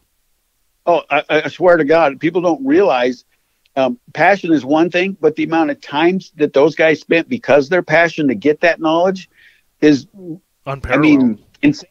Yeah, it's just insane how much time they had to spend to absorb all that knowledge. And you can ask him what the part number is on a bolt that holds the ground strap, and he'd be able to tell you what it is. So yeah, the passion that guy has made him successful though. I'm with you though. My wife would watch. She's like, what do you watch this for? This is stupid. I said, no, are you kidding me? This guy's great. He's hilarious. Right. It's just, it's the show, and you can couldn't have a care in the world. He's doing his Michael Jackson dancing and all that other stuff. That's what I want to see. I want to see a little bit of humor. I like the car part of it too, but let's put some human element in there as well. Yeah, I'm glad they fired the one guy kind of early in one of the seasons. Like, he was kind of a weird dude, and there was they thought that maybe he put sugar in the gas tank, and I always knew there was a screw loose with that guy. And I know some's for TV, but that did seem like a little bit of a true beef there. So, but yeah, I thought it was odd too. And then also, what's her name's husband was let go at the same season. Remember? Yeah. So I know what took place is not our business; it's their business. But I was shocked. I thought, wow, that's odd. It was kind of abrupt, and they really touch on it too much. But that's their business. What we see on TV is what they want us to see. But I'm actually going up there in July to stop in. It's a 3-year build. I'm supposed to. Yeah, I'm going to be up in that area, so I'm going to stop in there and say hi. Yeah, and you listen to the podcast, which I appreciate, Carl. I talk about Lincolns a little bit, and I love Lincolns. And the cool thing to me is, like with the Mopar stuff, you know, there were a good amount of these cars made. They were super popular, but, you know, certain ones are rare, and, you know, to get someone that could go to his level was just insane. And I always think, like, I'd love to be able to do that with the Lincoln stuff, but what's crazy is, like, the Lincoln convertibles, you know, some of those years they made like 3,300, 3,400, 3,500, and then for like the sedans, you know, they may have been 25, 26,000, but I gotta imagine as a Mopar guy, you know, the one cool thing is that you can kind of get some stuff, and there is that whole aftermarket. So to your point, even though you're building the tribute car, to me, that's just as cool, if not cooler, because you're going to have something that really kind of mentally takes you back to that era that, you know, if you were like me when you were younger, you didn't have a lot of money, so you couldn't just go buy that kind of stuff, you know? Oh, shoot, it wasn't even that long ago I didn't have that kind of money. So, you know, I couldn't afford any of that. But, yeah, you're exactly right. You know, I'm Jones and chomping at the bit. I know Luvzilla is a really big deal. It's probably the most extensive custom truck ever built.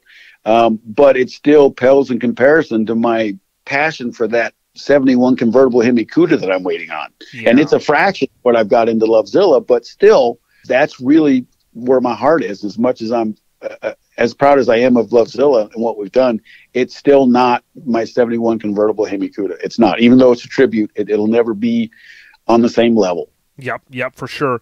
Now, I want to kind of guess what color you're going to paint it, but I'm just going to go ahead and ask you for the 71, the Cuda. What color are you going to paint it? Well, it's part of my. It's on my Instagram, so it's out a little bit, but it's exactly like the one on my Instagram. It's white, and it has the black Hemi graphics on the side.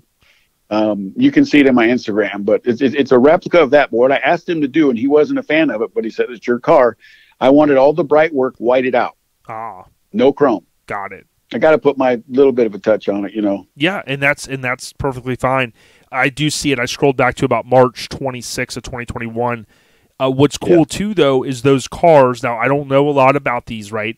But I would imagine, like, even a convertible is kind of rare, right, for that car? Well, to give you an idea, I'm a year into it. They haven't found one yet. Oh, okay. They have to find the donor car. Got it. So that's how hard they are. And I'm not even talking about, really, honestly, since it's a tribute, they can start with any platform. It just has to be a convertible. Yeah. And they haven't found one yet. So that shows you how difficult it is to even get a 6-cylinder convertible Cuda or right. Barracuda. Yep. So, yeah, they are really hard to find. Thank God there's companies out there making the aftermarket panels and stuff to keep this going. Yes. I worry sometimes about the new electric vehicle thing and you know, what's going to happen. You know, 100 years from now, people are going to talk about, you know, believe it or not, they used to have gasoline engines in cars that only did 200 miles an hour, you know. Yeah, how much is gas? Oh, $100 a gallon. Can you get, like, think about to the old Freon, right? I remember when they were getting ready to do away with it, and my dad was going to, like, Walmart buying all the cans he could, but you buy it for like $2-3, you know? Right. Crazy. So the mini truck, right? So we kind of held out a little bit on talking about it. One, to kind of get through some of the cool stuff as well, but I came across the Chevy Luv on Instagram, and I just was like blown away. And I'd like for you, Carl, just to maybe share some information, like how did you go about like obtaining the truck, and then how did this project even come about? Well, it goes back to those days, you know, when the hot rodding scene died out, and in the late 80s, you did one of two things, because the hot rod scene was kind of over, or it took a break, we'll call it. You either did a mini truck or you did a Volkswagen. That's what you did. Mm-hmm. And I gravitated to the mini truck thing, and did all my work myself. I didn't have any money back then. So back then, a 1972 Chevy Luv was a couple $100, you know, so I bought that, and then, cut the roof off of it, made it convertible like everybody else, put it on the ground like everybody else. And that's back when we didn't know what we were doing. You hit them plates in the road and, you know, it was a problem, you know. Right. We were riding that low. There was no air ride back then or anything like that. Everything was static. And literally those little turtles we had on the road, we'd cross over lanes and blow them up. We didn't know how dangerous and how stupid we were. But so I got the Luv, because for me at that time, if you look at the early 70s, or anywhere between, you know, early 70s up into the mid 80s, I couldn't afford the new Toyotas, which are cool. I couldn't afford the new Nissans, which were cool. So I had to get something I could afford. And looking back at them, to me, the coolest body style, no doubt, still to this day, was the Chevy Luv. Yeah, they're very cool. You know, the body lines of them, and they're just so distinctive. So that's what I did. And, you know, I had it for a while, and then I had to get rid of it. My wife had gotten pregnant and couldn't ride around in that thing. So I got rid of it, and that was a long time ago. And then as you know, as I became more successful in life and in business, I wanted another one. And I bought it in 2013. It's a 74. It started as a 74, and it was already done.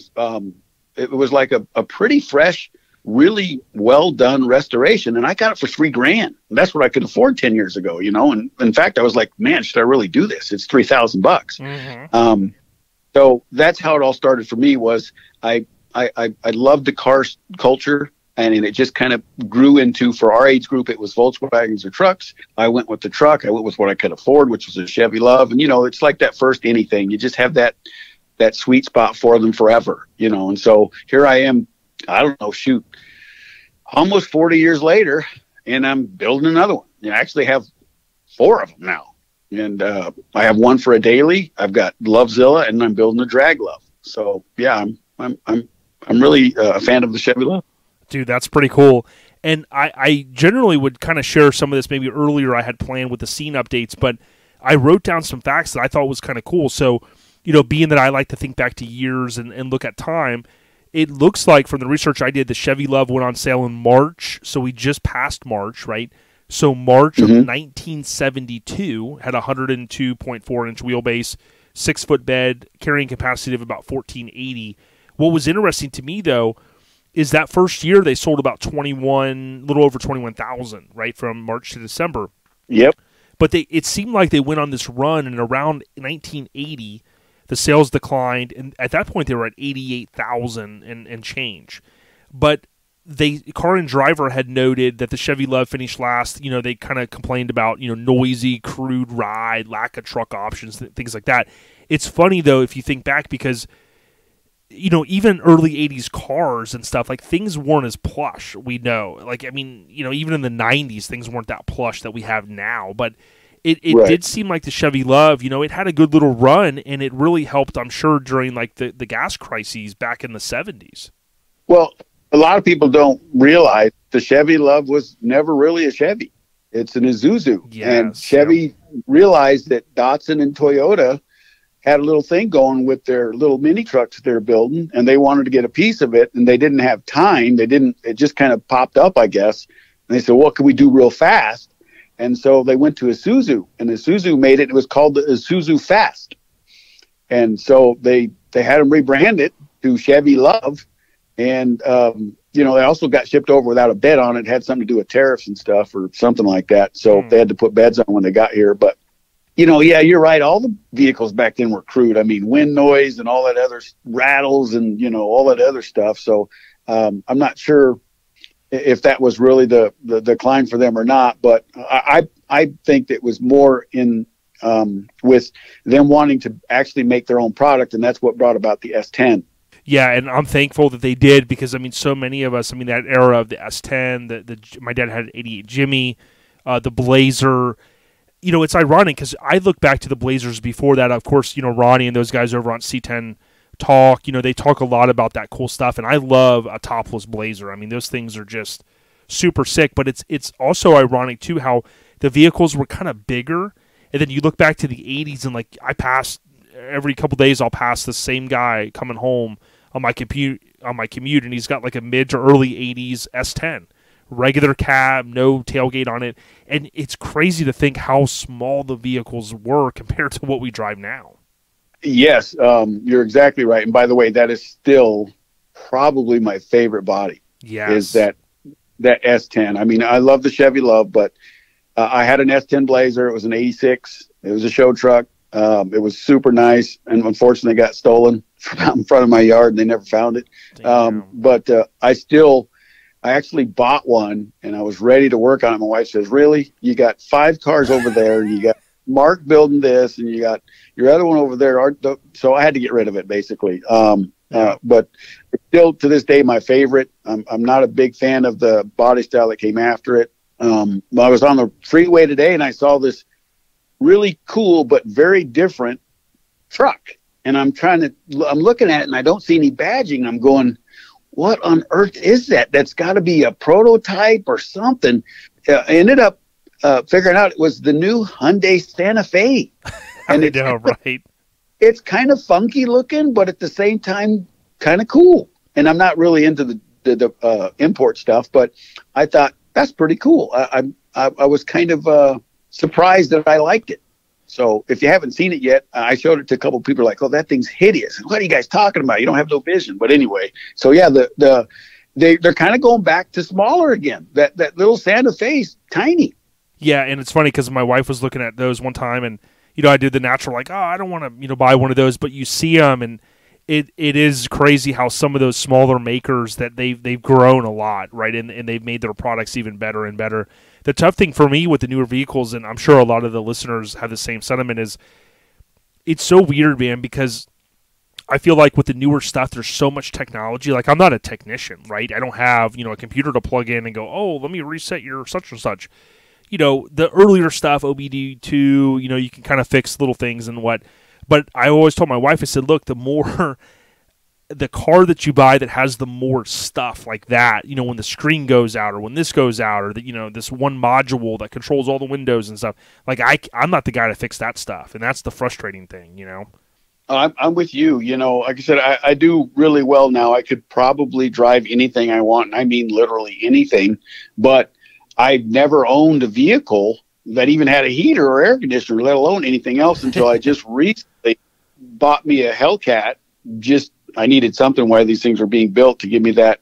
And this is another thing that the wives don't understand, but owning my business is pretty stressful. So for me, that weekend time, that hour or two behind the windshield of my trucks or my cars, just by myself, listening to the old music and stuff, it takes everything away for a little bit. So since all my projects are going on, I had nothing.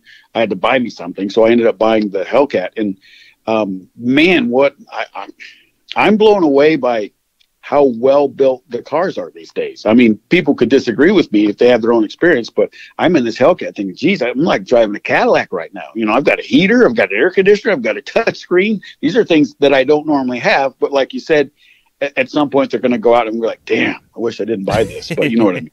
Yeah, and believe me, like I look at the new trucks and like I do go, man, should I get one and this and that? But I am impressed at how good these OEMs that have been making cars 100 years, how good a job they do. And what I mean by that is, I remember years ago I would go on this one site and they would report on all Tesla news, and I was kind of like more into a tech world during that time, so I would always be intrigued. And they were saying that Tesla was having problems with the screens, and it was because of the heat, and not everyone was having issues, but they were just comparing how like Chevy and Ford and Dodge, so to speak, they can produce things and really have minimal issues, with like screens and stuff. Now, granted, don't get me wrong, there are recalls on stuff, but it just kind of go to show that, a lot of people over the years, even DeLorean, right? He says, oh, I'm going to mass produce a car.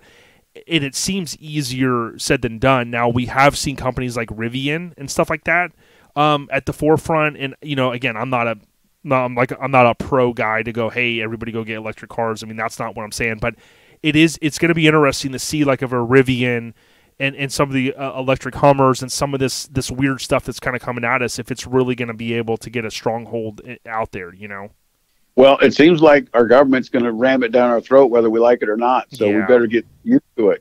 They're talking about green energy and stuff, and I just don't see it when you talk about the mining that takes place for the lithium batteries. Where are you going to, the waste, dump those things? Yep. I mean, I don't get it. And we're already in Southern California. We have these what they call rolling blackouts, where on any given day they're going to shut your power off for 8 hours. Yep. So what the hell are they going to do when everybody's driving electric vehicles? I know. It's dumbfounding. It doesn't make any sense. But hey, they're smarter than me, so I guess we just got to go with it. I know. Sometimes it makes me scratch my head, but I do think in the future. I mean, I always wonder, like, will gas? We kind of talked for a minute before we started, but I always think, like, will fuel? Like, will it eventually will hit a tipping point? Because we were talking about, this is episode 284. So when I talked to Mike earlier, we were talking about in 1984 from some of the sites I went on, they said a gallon of fuel was $1.10.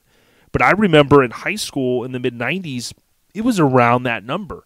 So I just wonder, will fuel go up? Like, will we be the hot rod guys in 30 years going, oh, yeah, I'm paying $8 a gallon, because we love it? Or will fuel go, oh, everybody's doing electric, so fuel's like, $1.05 a gallon? Like, I'm just curious at how the future's going to, to come out. You know what I mean?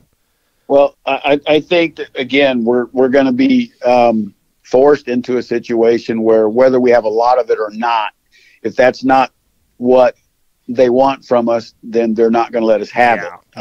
Yeah, it'll be like Water World. I don't see gas ever getting cheaper. We're already at six something a gallon here in California, and we'll be lucky if we ever see anything below 5 again. They're talking about, it's going to come back. Bull crap. I've never seen them put something up and then take it back or give it back, however you want to call it. So, we're screwed. We're going to be looking at, $5-6 a gallon for a while, and then, it'll probably plateau for a bit. And then my guess would be it'll just skyrocket once they're just totally trying to push us all to electric stuff. So, we'll see. I'm worried about the RPM thing and making sure that they're not going to try to take all this away from us. We've just gotten too conservative, I guess. America's baseball, hot rods, and Chevrolet, right? Baseball, hot dogs, and Chevrolet. That's what America's supposed to be. But those are gas-powered motors. So I hope they don't succeed in taking that away from us, but they're certainly trying. Yeah, and I always joke with my friends, the big wheel era came from mini trucks, really pushing the limits. And I always joke with them. I said, dude, if you look back to the old stagecoaches, they had the biggest wheels I ever saw. So, if we got to go back to, a horse and buggy, I might have to get some 20s, But talk to us about, so, we started hinting about the truck, right? I gave you a shout out because, when I saw it, I thought to myself, man, this thing's amazing. Like, how did this project kind of balloon into where it's at right now? Well, again, I had the truck and I couldn't deal with the little 4-cylinder it had in it. I literally couldn't do more than 52 miles per hour on the freeway. And I was even at that speed, it was about ready to blow the motor. So I just wanted something with a little more reliability and a little more power. So I put a little V6 in there, a little mildly built V6. And next, I'm hot rodding around and lost a race and took it to my shop. Literally 2 weeks later, said that's not enough power. So I had them rebuild it and, do a lot of stuff. And it sat there for years. These projects take years to do. I just kept changing things and fixing things, and I'd get it back and I'd drive it for 2 more weeks and say, okay, we got to do this, and take it back, and it would sit again. And so finally I got it to where I thought I wanted it, and I got it back and I drove it, and then I don't know why I just got this wild hair to just try to do a wide body on it. I wanted it to handle better, wanted it to brake better, wanted to do all that stuff. And then nobody makes flares for these things. You have to try to make something from something else work. So I started calling around because I had the resources to do it. I called all the top shops in the country, all of them, and none of them would do this work in aluminum because I wanted it in aluminum. And then of all things, my neighbor who specializes, he does all the fastest Mopars on the West Coast. He does all their rollcades and stuff. So he's right next door. So I'm checking out the fastest Hellcats, the fastest Chargers in the country on a daily basis, and which is really cool. But of all things, in my own backyard is one of the premier trophy truck builders. And I had no idea he's in the city I'm in. And it's KATG Motorsports. And so someone told me about him and said the guy's really good. He mostly works on sand rails and trophy trucks, but if anybody can do it, it'll be him. So I called him up, and he said, yeah, I'll come over and check out your truck. And he came over and looked at it. I told him, okay, I want a wide body kit. Just give me some flares on the bed and the front fenders. Like, okay. So we get it there. And then I just said, well, shit, let's just make the whole bed in aluminum. Can you do that? I said, absolutely. So we went from just a wide body fender kit to making the whole entire truck in aluminum. Wow. By hand. They don't there's no templates for this. There's nothing. This is all hand fabricated, and it's from his head because, you know, you don't really get a lot of, they kind of have their way of doing things, you know, and I had a little bit of say, not a lot. I mean, I said I wanted a wide body Luv in aluminum, and that's what I got. And it's obviously incredible, but that's how it all came about, is I just really wanted a little wide, you know, some wider fenders so I can put some more meats under there and drive the hell out of this thing. Cause I don't believe in, making these show trucks and not driving them. I'm going to drive the wheels off Luvzilla. I mean, I know I said I wouldn't, but I got more than $500,000 in that thing, and I'm going to drive it till I crash it. Yeah. That's just what I'm going to do. Yeah, it's just a totally cool truck, and I love back in March you had posted like a before and after, and you know, you see the before and you kind of see like bare sheet metal, just, you know, outline of a truck, and then you see the after with the wide body and the hood and stuff. It truly is, I mean, literally, man, I know you're going to hear this a million times, but it's a work of art. And what's your favorite thing right now about the truck? Man, I don't know if I can pick out one. But you saw the thing. I mean, I get blown away every time I see it, and I see it on a regular basis. Gosh, I think what blows most people's minds is that it's, you know, almost 2,000 horsepower out of a 4.3. I think that's really the special thing about the truck. I mean, obviously, the aluminum work is off the charts. It's, like I said, the only shop that I could find that could pull this off. So that is, and it's obviously that's what stands out to everybody. But I think what surprises most people, like when we're at LST, is they look down and, you know, they just see a little 4.3 V6 and they don't think much of it. Then you try to explain to them, well, that's making 1,800 horsepower. Like, what? No way, no 4.3. Well, you got to understand that is a bow tie 4.3, only available through GM Racing back in the late 80s and mid 90s. That never came in a car. You couldn't buy a car with that in there. It was only for the GM Racing circuit. And so that's probably my favorite aspect of the truck as far as what we've been able to do with that little motor. But clearly the real art is in the work that KATG is doing with that. I mean, just the inner fenders took a week for one. You know, you've seen the truck, the detail of it is nuts. So one inner fender, you know, taking a week of a guy working 12 hours a day on, you can imagine the expense of that. These shops aren't cheap. But that's obviously the thing that stands out the most to people is they walked up at LST and they thought it was raw steel. And then they said, is that aluminum? They said, yes. Holy crap. So the whole truck wet, that means glass, coolant, oil, everything is 1,800 pounds. And it's 1,800 horsepower. So it's 1-to-1. I mean, there's so many things about that truck that are really special and really cool. And it's hard to pick just one. But I think what we're able to do with that little V6, nobody thought we could do. Yeah, Redlands, California, you can look up Instagram. It's King. So when you're saying KATG, it's TG. Yeah, so it's King Adam the Great is technically their Instagram. And he's posted similar stuff to what you posted. What was mind-blowing to me is seeing it in person. It made me think, like, one, you're not going to paint the truck, right? You're going to leave it, you know, raw, right? So that makes sense. Okay, that was one of my questions. Then number two is the amount of time that goes into it. But here's a weird question for you. So when you show the other body of the truck, right, you obviously have that body, right? Because that doesn't get transformed in any way to make these panels, or does he have to cut that up? Or, I mean, this looks all one-off. It's all one-off. We threw away everything. Yeah, got it. The cab is aluminum as well. Yeah, so you basically, all of that other cab, you got to keep as like parts, right? It's sitting in my warehouse right now, getting ready to get sandblasted and powder coated, because that's going to be my drag truck. Yeah, so that's what I kind of wanted folks to kind of know is that, you know, when you're talking one-off, and you know, when I say this is quite possibly the craziest mini truck ever built, you're talking about literally doing some Chip Foose, you know, King Adam the Great, KATG stuff. When you go, okay, pull the body and bed off, we'll make you, essentially what you have is a one-off vehicle, right, that loosely has the silhouette of a Luv. And, oh, by the way, here's your body and bed. You can keep that and all the other stuff because we don't need it.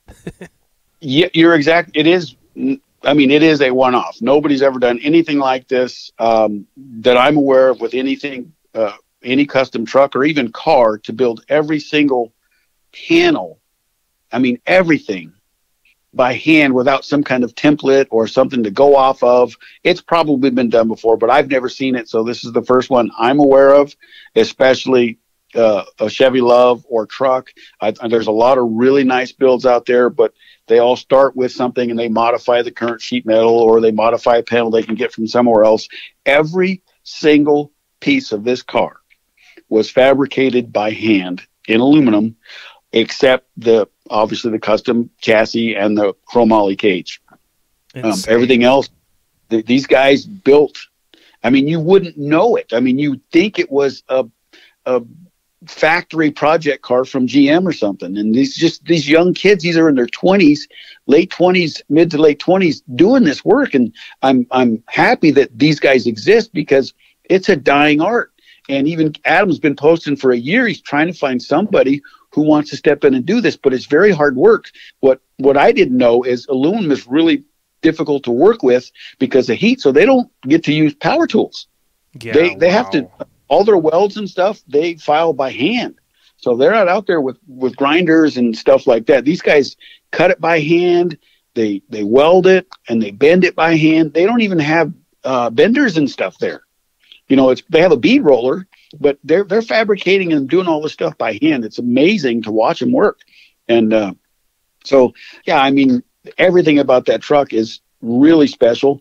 It's not the styling's not for everybody. Even myself, at first, I was like, I don't know, if this is my thing. But the craftsmanship on it is second to none. And we'll make the world tour as you speak. We're going to go all over the place with this truck. And people, they were blown away at LST, even though I had like a 50% done car. They were still like, holy crap, A lot of people felt like it was far and away the best of show. But exactly. I was like, well, really, there's a lot of cars here that are done. And I don't even have the right to be mentioned in that, because I'm sitting here with a truck with no doors on it. How can you? We did get best under construction and the Sponsor's Choice Award, which that was probably all we should have won. So that was cool, but it is a one-off thing for sure. It's taken, the journey's been now 9 years in the making, and it's really transpired over the last almost 3 years is when I started working with King Adam. His name is Adam, by the way. He's actually, I think the name comes from, he's actually been a real successful sandrail guy. Okay. So he's all over YouTube, and he's got a 2,000 horsepower twin turbo Viper motor in the sandrail. So that's kind of his claim to fame and what got him. And he's a young guy too. He's in his mid 30s, and he's super successful. So yeah, it's just strange how it all worked out. But I'm glad it did. Yeah, and if you go back and look at Luvzilla 74 on Instagram, you'll see some of the crazy photos, like April 1st, 2021. Luvzilla's new custom intake is all finished, and you just look at the work on it, and it truly is a piece of art. I could see this thing going, all over the place. I could see this thing eventually being like in the Peterson Museum for a little time, because it's just that unique. It's that over the top. When you talk about going to shows, like what kind of shows do you envision? Obviously, you could go to some mini truck shows, don't get me wrong, but do you have your hopes set for like higher type events? And do you think should it be fairly easy with the amount of work in it to be able to get selected for some of those higher end events?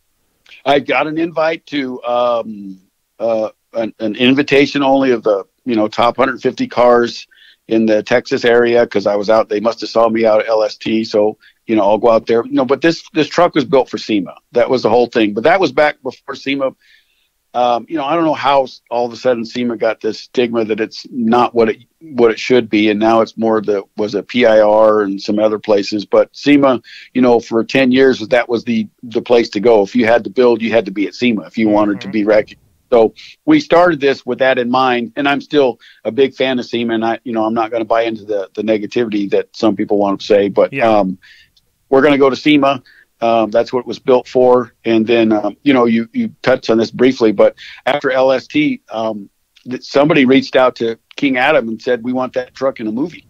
So as soon as it's supposed to be in a movie, I don't know what movie, I don't know whose movie. I just was told that he asked how I felt. I said, yeah, as long as you don't destroy it. If they're going to crash the damn better thing, to have a couple million insurance, right? Yeah.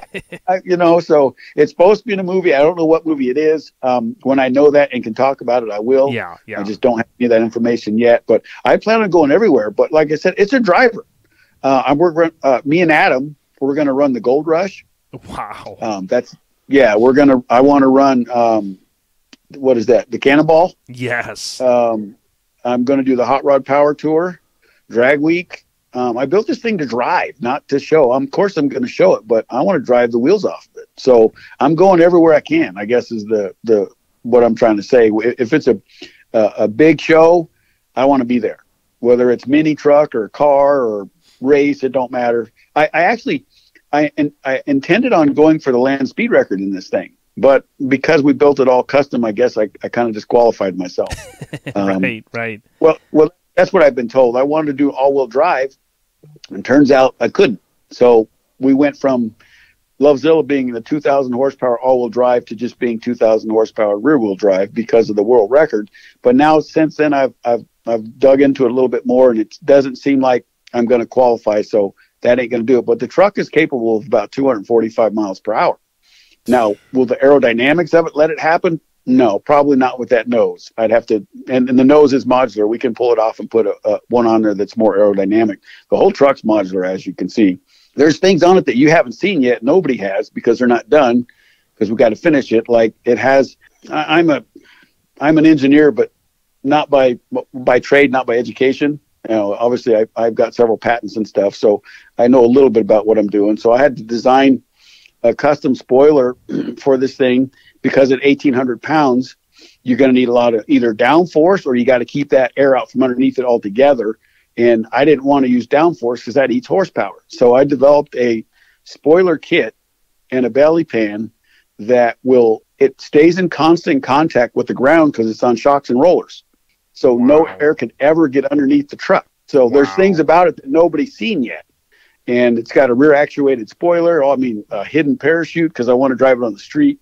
So there's going to be, when it's finally at SEMA, people are going to be really blown away, not just at just the incredible body work and craftsmanship, but all these amazing things that we're doing to it. It's going to be pretty spectacular. And I can't wait to actually get in it and drive it. That's what I'm really waiting for. Yeah, we always give my co-host Mike a hard time about doing more to his Mazda. I think, Mike, I know you're listening, dude. You're out. Dude, you're not going to win any trophies with this thing, but Mike isn't going to win any trophies going against this thing, that's for sure.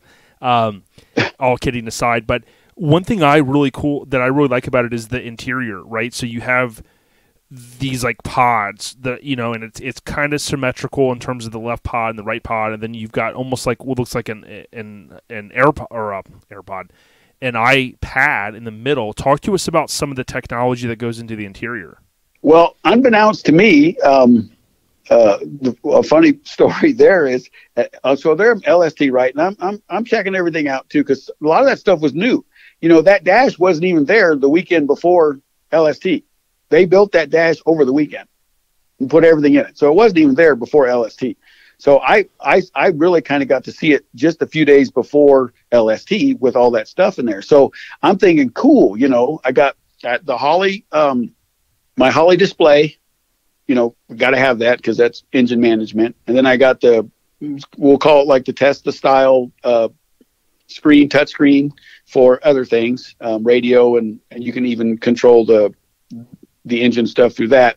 And then off to the right in the passenger is another screen. And I'm scratching my head because I really don't know what the hell it is. And I had some people at LST say, "Why do you have a fish finder in your car?" I'm like, what? So I look at the display, and I look it up online, and I said, it's a gosh darn fish finder. But then I got more into it. It's not. It's a topography GPS. So it's going to tell me that there's a dip up ahead of me. It's going to, when I'm doing 180, that's why he put it in there, because it's a very popular thing for the Baja trucks. That's because it tells you the topography. So I didn't know it. And I didn't know what to tell these people, and they're asking me why I got a fish finder in there. So I had to do some research and talk to my guy about it. But so that's really what it is it's not a fish. I mean, it is a fish finder, but it tells you the topography. So it lets me know when there's dips, turns, all that other stuff. And that's what it is. But as far as I'm not real tech savvy with anything, so they're going to have to really teach me how to use this stuff. I just got excited hearing that you possibly had a fish finder in your truck, because I was going to say that could be a first, but this is probably a first for the mini truck scene anyways. I'm thinking that's sick. Yeah, I was a little bit embarrassed by it because I didn't know. I didn't have an answer for these people, and when they were telling me it was a fish finder, I was, like I said, I was a little bit embarrassed. But come to find out, it's a very popular thing in the Baja scene, and it helps you out with terrain. Oh, and yeah, that's something. Like I said, you get on a road you don't know at the wrong speed, and you're going to die. So this is going. I do plan on driving this thing well above 200 miles per hour, so I'll take all the help I can get. And that apparently is what that last little display is. It's supposed to help me with that stuff. So at first I was a little embarrassed, and then I was like, this is so cool. What a great idea. I love it. Do you anticipate having the truck finished in the next, in 2022, or what's the plan? The plan is to be in SEMA in November. Got it. Okay. I don't know if it's gonna, again, you can't buy parts. We're making everything. Yep. And if you have to buy any parts, all these poor guys out there building right now understand that everything is back ordered. I mean, it's taken months to get just about anything done. And everything inside the motor is all billet. So it took months and months to get my crank from Sonny Bryant, that intake done. Pistons are all custom, one off from Ross. I mean, everything about that motor is custom too. So if you have to buy anything right now, it's nuts. I mean, you just can't get it. So if we don't make it, it'll be because we're held up on certain things. Yeah, and to all the mini truck fam and listeners out there, like I said, check this thing out, because I truly feel like the amount of effort and time and craftsmanship and just all of that combined is just going to make for, you said it earlier, maybe not everyone's favorite style. Everyone's got their favorite style, Mopar or Lincoln or whatever. Totally get it, right? Everybody teach their own. But I look at something like this and go, dude, the craftsmanship alone, the time, the effort, the money, the funds, all that make it just mind-blowing, and I'm excited for you. Do you envision, and I think this would be a perfect vehicle, in 2023, if it's finished later this year, go to one of those Hot Wheels shows. I could see this thing being, winning that, I forget what it's called, but they have their, their car shows, and they will turn said winner into a Hot Wheel. I'd love to see this as a Hot Wheel, man. I'm actually in the running as we speak. The car is being considered for the next Hot Wheel. Dude, right? I mean, right there is mic drop. That's what dreams are made of, Carl. It's mind blowing, because I actually get that a lot. I have a lot of people when I post and even at LST, they're like, this has got to be a Hot Wheel. They've got to turn this into a Hot Wheel. There's actually a lot of Chevy Luv Hot Wheels out there, so I'm not sure they want to do another one. Although this is obviously very different than the ones they've got before. But yeah, I mean, how cool would it be if they turn it into a Hot Wheel? I mean, it's gonna be immortalized forever.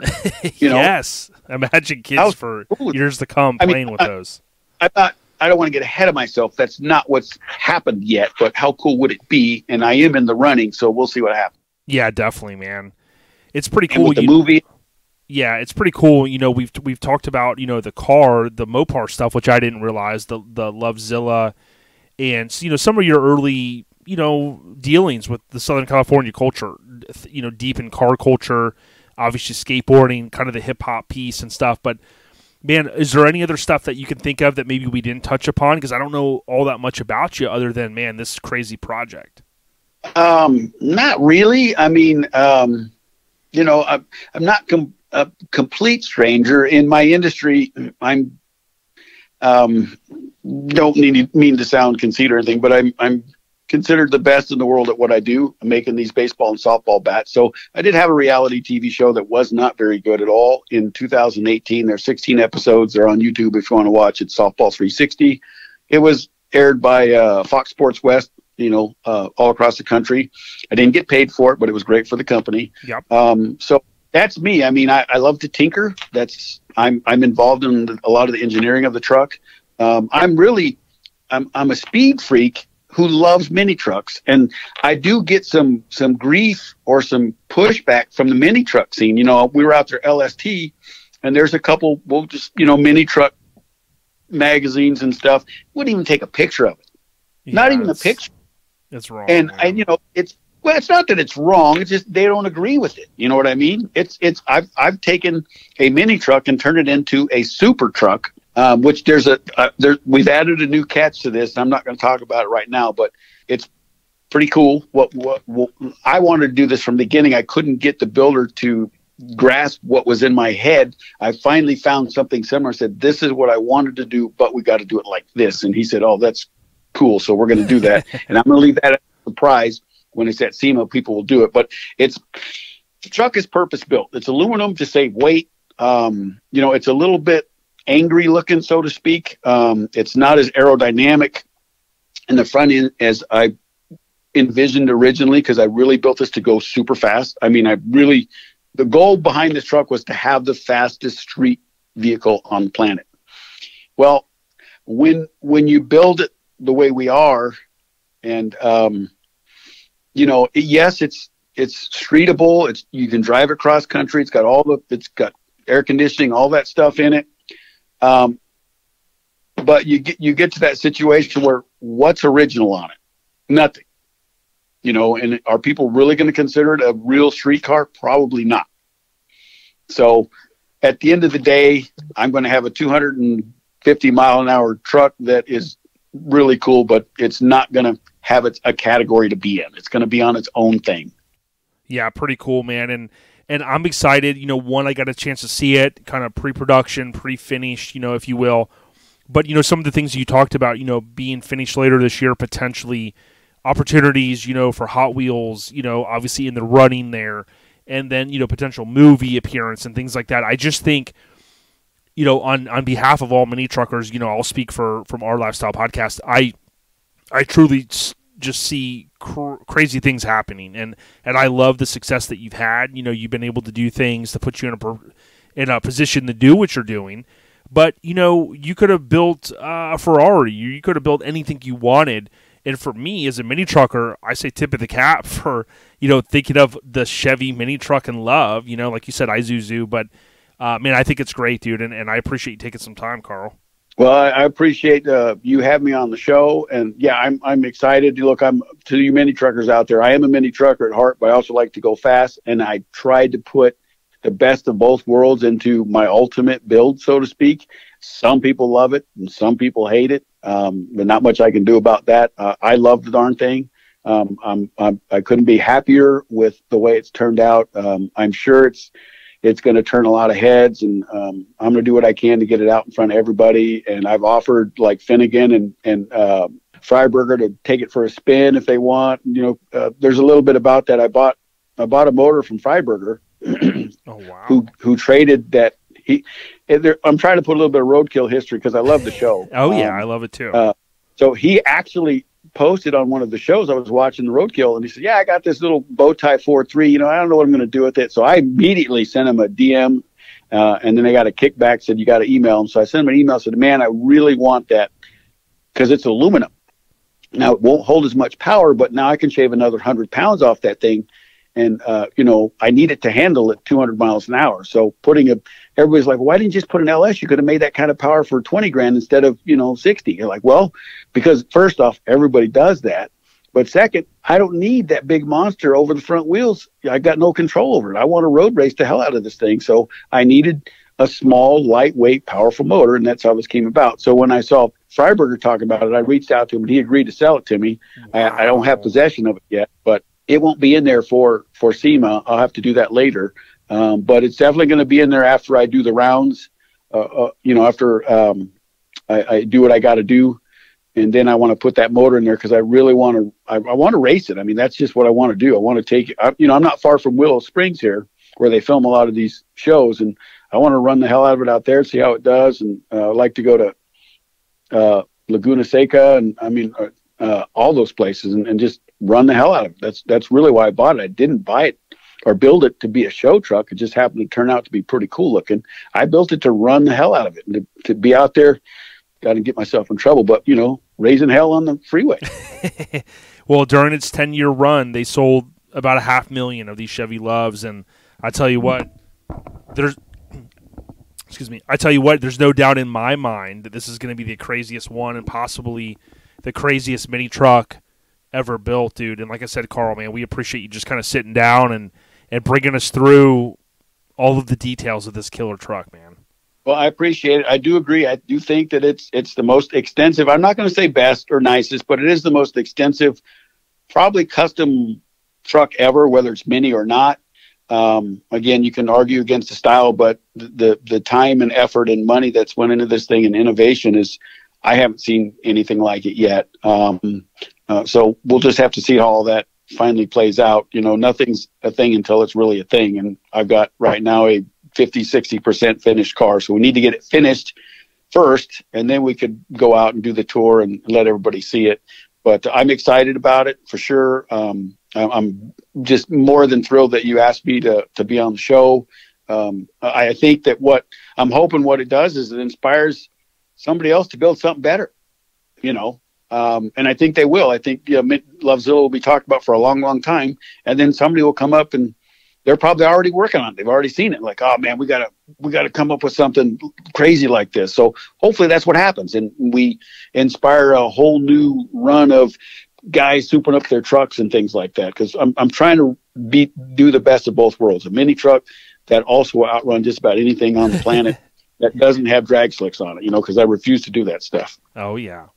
Yeah, it's going to be sick, man, and maybe one day I get a chance to ride in it, but I tell you what, man, tip of the cap, I mean, mic drop, whatever you want to do, man. I mean, you and the guys that are doing it, the shop that we mentioned, I mean, it's top-notch, and I'm just super excited to see how far a mini truck can go, and this one might be pushing those limits, man.